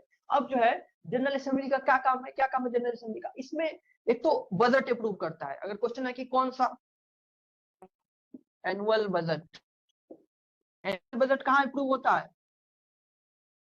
जनरल असेंबली में, ठीक है। जो बजट है वो अप्रूव कौन करता है? जनरल असेंबली अप्रूव करता है। या जो भी चीज पे डिस्कशन है, रिकमेंडेशन है, वो जनरल असेंबली में होती है। ह्यूमन राइट्स से रिलेटेड, कोई कानून से रिलेटेड, कोई ट्रीटी बनानी है, कोई सिक्योरिटी का इशू, पीस से भी रिलेटेड इशू, उस पर डिस्कशन जो है या रिकमेंडेशन जो है वो जनरल असेंबली देता है, ठीक है। कई बार सिक्योरिटी काउंसिल को रिकमेंड करता है। तो discussions and the recommendations is done by general assembly. Budget approve कौन करता है? जनरल असेंबली करता है। ये क्वेश्चन पूछी जाती है कि बजट कौन अप्रूव करता है? तो जनरल असेंबली अप्रूव करता है, याद रखिएगा। अब वोटिंग राइट्स की बात आई, तो हर मेंबर का कितना वोटिंग राइट होता है? अगर इंडिया मेंबर है जनरल असेंबली का, तो इंडिया का कितना वोट हुआ जनरल असेंबली में, ये बताइए। इंडिया एक कंट्री, एक मेंबर स्टेट है यूएन चार्टर का। सर एक वोट, एक 5 हो सकता है। एक वोट होगा। देखिए ठीक है, आप लोग कई चीजों को लेकर कंफ्यूज है, वो सब कंफ्यूजन दूर कर लीजिए। सब जो डेटा बता रहे हैं कुछ ना कुछ रेलिवेंट ही है। जिसने भी 5 बोला वो भी एक रेलिवेंट नंबर ही है, उसका भी कुछ है रिलेशन, लेकिन लेकिन सब अलग अलग चीजें हैं। जैसे कि फाउंडिंग मेंबर अलग हो गया, मेंबर स्टेट अलग हो गए, ऑब्जर्वर मेंबर अलग हो गए, इसलिए ये भी वोटिंग राइट सबको एक ही है। वो जो 5 किसने बोल रहा था, 5 जो होता है उसका क्या रिलेशन है? 5 हर कंट्री जो है अपना 5 रिप्रेजेंटेटिव भेज सकता है जनरल असेंबली में। Every country can send up to 5 members, up to 5 representatives in the general assembly. General assembly 5 representative भेज सकता है, लेकिन पांचों का कलेक्टिवली अगर वोट एक ही माना जाएगा, एक कंट्री का वोट एक ही रहेगा, ठीक है, तो एक मेंबर स्टेट या एक कंट्री का एक वोट मानी जाएगी। याद रखिए, 1 कंट्री इक्वल टू 1 वोट। और 5 जिसने भी बोला तो 5 वो रिप्रेजेंटेटिव का है। एक देश अपना 5 रिप्रेजेंटेटिव तक भेज सकता है मैक्सिमम। कहां भेज सकता है? जनरल असेंबली में। लेकिन कलेक्टिव वोट देखी जाए तो उस चाहे 2 भेजे 5 भेजे सबका वोट एक ही होगा। ठीक है ना, समझ में आया? किसी को कोई डाउट है? सुधांशु समझ में आया? सर आया। हाँ, तो कंफ्यूज ना रहिए इसमें। जनरल असेंबली में मेंबर 193 हो गए क्योंकि 193 यूएन के मेंबर हैं। सबका वोट का वैल्यू एक ही है, सबकी वोट की वैल्यू एक ही है। एक कंट्री मैक्सिमम। हाँ बोलो। तो इसमें इतनी सारी चीजें सर भूल जाते हैं, कैसे याद करें? तो इसमें यह है कि 2-4 बार रीडिंग करनी होगी ना। इसमें ये एक बात है इंटरनेशनल लॉ की, क्योंकि इसमें मैक्सिमम चीज रटने वाली है, याद करने वाली है। अब आप देखते होंगे जैसे कई चीजें आपको पहले से पढ़े हैं कई बार, तो वो याद करने की जरूरत नहीं। अब यूएन कब स्टैब्लिश हुआ, ये सब का हेडक्वार्टर, इवन ये सब जो चीजें हैं, ये सब तो बहुत कॉमन चीजें हैं कि एक वोट एक मेंबर 5 रिप्रेजेंटेटिव याद है। लेकिन जिसके लिए जो नया है वो उसके लिए कंटेंट थोड़ी सी ज्यादा हो जाएगी इंटरनेशनल लॉ में। बट ये सारे रेलेवेंट चीजें ही है, मैं इरेलेवेंट चीजें कुछ बता भी नहीं रहा हूँ। तो आपको 2-4 बार रीडिंग करनी होगी तब जाके याद होगा। ओके, और इंटरनेशनल लॉ पे आपको मैं बहुत सारा एमसीक्यू प्रैक्टिस कराऊंगा ताकि उसको और अच्छा हो जाए। ठीक है, इंटरनेशनल लॉ का एमसीक्यू आप लोग अच्छे से प्रैक्टिस करना। Yes sir. Okay okay. और ठीक है, मैं क्या बता रहा था? ओके, ये सारे चीजें डिस्कस हो गई कि जनरल असेंबली से रिलेटेड सारी चीजें थी। अब जो है कि वोटिंग क्या कैसे पास होती है वो चीजें थोड़ी सी कम इंपॉर्टेंट हो गई। मैं नहीं बता रहा हूँ कि नॉर्मली जो होता है सिंपल मेजोरिटी से ही चीजें पास होती है, लेकिन अब जैसे बजट वगैरह चीज हो गया, जो इंपॉर्टेंट चीजें होती है ज्यादा इंपॉर्टेंट, वो उसमें एब्सोल्यूट मेजोरिटी चाहिए, मतलब 2/3 मेजोरिटी चाहिए होती है। अब कोई चीजें सिक्योरिटी से रिलेटेड इशू है, पीस से रिलेटेड इशू है, नया मेंबर जोड़ना वगैरह होता है, बजट से रिलेटेड इशू होती है, तो वो सब 2/3 मेजोरिटी से पास होती है। ये उतना आप ना याद करें, बाकी चीजें सिंपल मेजोरिटी से पास होती है। तो ये जनरल असेंबली से रिलेटेड चीजें हो गई जो आपको याद रखनी है। अब सिक्योरिटी काउंसिल कंटिन्यू किया जाएगा, कल किया जाएगा बताइए? करा दीजिए।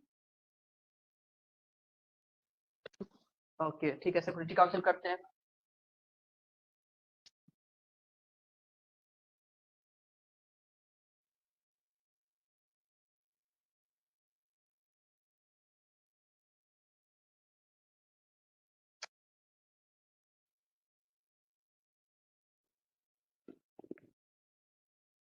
अच्छा, जब ये सोर्सेज मैं बता रहा था तो मैंने जनरल प्रिंसिपल सारे बताए थे, उसके बाद भी 2 सोर्सेज बचे हुए थे जो कि जुडिशियल डिसीजन था और जो teaching for most highly qualified publicist था। तो teaching for most highly qualified publicist में कुछ था ही नहीं। वो तो होता है कि जो जब कोई सोर्सेज अप्लाई नहीं हो पाता है तो देखी जाती है कि जो जुडिस्ट होते हैं उनका क्या कहना है। अगर किसी ने कुछ लिखा हुआ है, कोई प्रोमिनेंट जो है पर्सनालिटी ने, कोई प्रोमिनेंट जानकार पर्सन ने कुछ लिखा हुआ है, तो उसको भी रिफर किया जाता है, लेकिन वो लेस इंपॉर्टेंट हो गया, सब्सिडियरी होता है, वेरी लेस इंपॉर्टेंट होता है कंपैरेटिव टू अदर्स होते हैं। लेकिन जुडिशियल डिसीजन जो था, जुडिशियल डिसीजन को पे मैंने नहीं बताया होता। ये बताइए, जो जुडिशियल डिसीजन होता है वो कैसा होता है? बाइंडिंग नेचर का होता है कि नहीं होता है?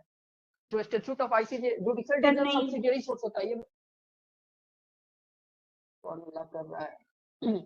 जुडिशियल डिसीजन जो होता है वो सब्सिडियरी होता है या प्राइमरी होता है, ये हम लोग डिस्कस किए थे। बताइए क्या होता है? तो सब्सिडियरी होता है। ओके, सब्सिडियरी होता है।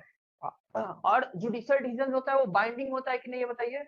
नहीं बाइंडिंग होता है, आर्टिकल 59 में शायद बोला है उन्होंने आईसीजे। बहुत बढ़िया अनामिका, आप लोग लिख सकते हैं आर्टिकल 59 के अकॉर्डिंग, आर्टिकल 59 के अकॉर्डिंग नॉट बाइंडिंग होता है।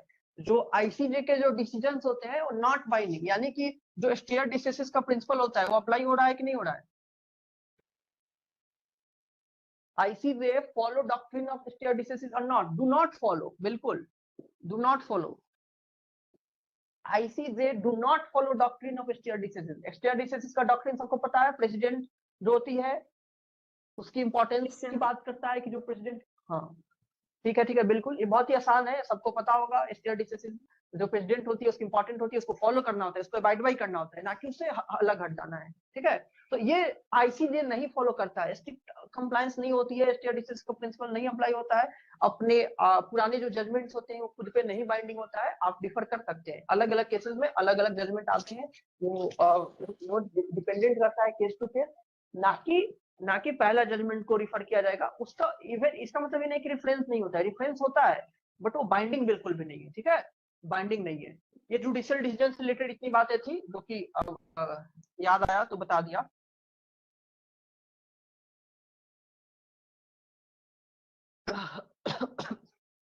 तो बताओ सुचेता, बाइंडिंग है कि नहीं है आईसीजे का डिसीजन खुद पे। वैसे ही बातें हम लोग जब आईसीजे पढ़ेंगे तो आएगी, है कि नहीं सुचेता। No sir. हाँ, तो अब आते हैं हम लोग फिर से अपने टॉपिक पे, सिक्योरिटी काउंसिल। तो सिक्योरिटी काउंसिल किस चैप्टर में, अभी हमने पढ़ा जनरल असेंबली, और सिक्योरिटी काउंसिल किस चैप्टर में है। 5 में। बहुत बढ़िया, 5। इसका आर्टिकल कहाँ से आता है खैर। 23 से 30। बहुत बढ़िया Sucheta. Chapter 5 of UN charter, UN charter का चैप्टर 5 डील करता है सिक्योरिटी काउंसिल से। यूएन चार्टर का चैप्टर 5 डील करता है सिक्योरिटी काउंसिल से, और ये आर्टिकल है 23 से 32 तक, आर्टिकल 23 से 32 तक। अब आते हैं बहुत ही इंपॉर्टेंट चीजें, सिक्योरिटी काउंसिल का क्या कंपोजिशन है, कितने मेंबर होते हैं इसमें। 3। हाँ 15, जिसमें से सही बोला आपने, बोलिए। 10 नॉन। और नॉन परमानेंट मेंबर होते हैं, कितने साल के लिए होते हैं नॉन परमानेंट मेंबर, कितने साल के होते हैं। 2 year elected by General Assembly। बिल्कुल 2 इयर्स। बहुत ही आसान है, लेकिन कई बार पूछे जाती है। आसान इसलिए क्योंकि आप बहुत बार सुनते आ रहे हैं, ये बहुत ही कॉमन बात है। सिक्योरिटी काउंसिल जो है बहुत ही रिनाउंड टॉपिक अपने आप इंटरनेशनल लॉ का, इसलिए सबको पता होगा। 15 मेंबर हो गए, 5 जिसमें से परमानेंट हो गए, 10 जो के नॉन परमानेंट मेंबर हो गए, 5 परमानेंट 10 नॉन परमानेंट, जो कि इलेक्ट होते हैं 2 साल के लिए, 2 साल के इलेक्ट होते हैं। अब जल्दी से कोई 5 परमानेंट मेंबर का भी नाम बता दे, और जिसको नहीं पता है वो लिख दे। अमेरिका, बताए कोई 5 परमानेंट। अमेरिका और ब्रिटेन और चाइना और फ्रांस और रसिया। अमेरिका, बहुत बढ़िया, बहुत ब्रिटेन, बढ़िया। चाइना, फ्रांस, रसिया। फ्रांस हो गया, रसिया हो गया, अमेरिका मतलब यूएसए हो गया, ब्रिटेन का मतलब यूके हो गया, चाइना हो गया, ठीक है। तो यूके यूएसए हो गया, रसिया हो गया, चाइना हो गया, फ्रांस हो गया। These 5 are the permanent members of the Security Council. These 5 are the permanent member of the Security Council. और 10 नॉन परमानेंट मेंबर होते हैं जो कि 2 साल के लिए इलेक्ट होते हैं। इतनी बात सबको याद होनी चाहिए, बहुत ही इंपॉर्टेंट बात है। अब सिक्योरिटी काउंसिल का क्या मेन फंक्शन होता है। What is the primary responsibility of the Security Council? Peace और सिक्योरिटी को मेंटेन करना। बहुत बढ़िया, इंटरनेशनल पीस एंड सिक्योरिटी को मेंटेन करना, शांति को मेंटेन करना और सिक्योरिटी को मेंटेन करना, यही प्राइमरी पर्पस होती है किसकी, सिक्योरिटी काउंसिल की, सिक्योरिटी काउंसिल की। प्रीति मिश्रा, ओके। अब जो है ये बताइए कि इसकी वोटिंग की क्या ये होती है, सिक्योरिटी काउंसिल के वोटिंग की क्या प्रोसेस है। कोई रेजोल्यूशन को पास करने के लिए कितने वोट की जरूरत होती है।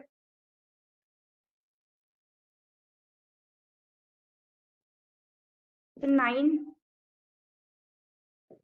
बिल्कुल 9 votes are required to pass any resolution, जिसमें से आउट ऑफ 9 5 तो होने ही चाहिए परमानेंट मेंबर्स का। 5 परमानेंट का क्यों होने चाहिए, क्योंकि आप सबको पता है कि जो परमानेंट मेंबर्स है दे हैव वीटो पावर। अगर उनमें से कोई वीटो पावर का एक्सरसाइज करता है, अगर वो तो वो रेजोल्यूशन पास नहीं हो पाती है। तो 9 वोट्स चाहिए, 9 वोट्स चाहिए to pass any resolution. Out of those 9, 5 must be of the permanent members. 5 permanent members का वोट चाहिए ही चाहिए, क्योंकि परमानेंट मेंबर्स के पास कौन सी पावर होती है? वीटो पावर होती है। तो उनका वोट आए किसके फेवर में? उस रेजोल्यूशन के फेवर में वोट आए। It is must for the passing of that particular resolution. Okay, किसी को कोई डाउट? सिक्योरिटी काउंसिल का वीटो पावर सबको पता होगा, है ना Chandni? Yes sir. Okay, Sakshi? Yes sir. Okay, तो याद रहेगा ना कि 9 वोट चाहिए होते हैं। कितने वोट चाहिए साक्षी? 9 वोट चाहिए होते हैं किसी रेजोल्यूशन का पास करने के लिए। और 9 में से 5 तो रहने ही है परमानेंट के, 4 और के रहे। 9 कम से कम चाहिए, 9 से ज्यादा हो सकता है। ठीक है साक्षी? Yes sir. ओके, अब जो है हम लोग इसके आगे वाली जो ये है ऑर्गन्स है, वो हम लोग कल डिस्कस करेंगे। क्योंकि इतना ही नहीं है, इसके अलावा भी बहुत सारे टॉपिक्स अभी इंटरनेशनल लॉ में जो बचे हुए हैं। किसी टॉपिक में किसी को डाउट है, कोई राइज है जो अभी तक डिस्कस हो चुका है, तो आप लोग पूछिए। कोई टॉपिक जो समझ में नहीं आया? कविता?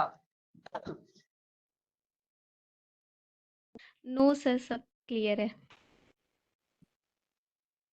ओके, तो फिर आप सर लोग एक बार पढ़ के भी आईसीजे के आइएगा। जजेस, सर आईसीजे के जजेस का जो उनकी नियुक्ति होती है, हाँ उनको इलेक्ट भी तो सिक्योरिटी काउंसिल के मेंबर ही करते हैं ना? Security council. बिल्कुल, हाँ, सिक्योरिटी काउंसिल और जनरल असेंबली दोनों मिलकर के इलेक्ट करते हैं, 9 साल के इलेक्ट करते हैं। कल पढ़ेंगे हम लोग आईसीजे को डिटेल में, ठीक है? और किसी का कोई डाउट? No sir. ओके, ठीक है, फिर आप लोग लीव कर दीजिए और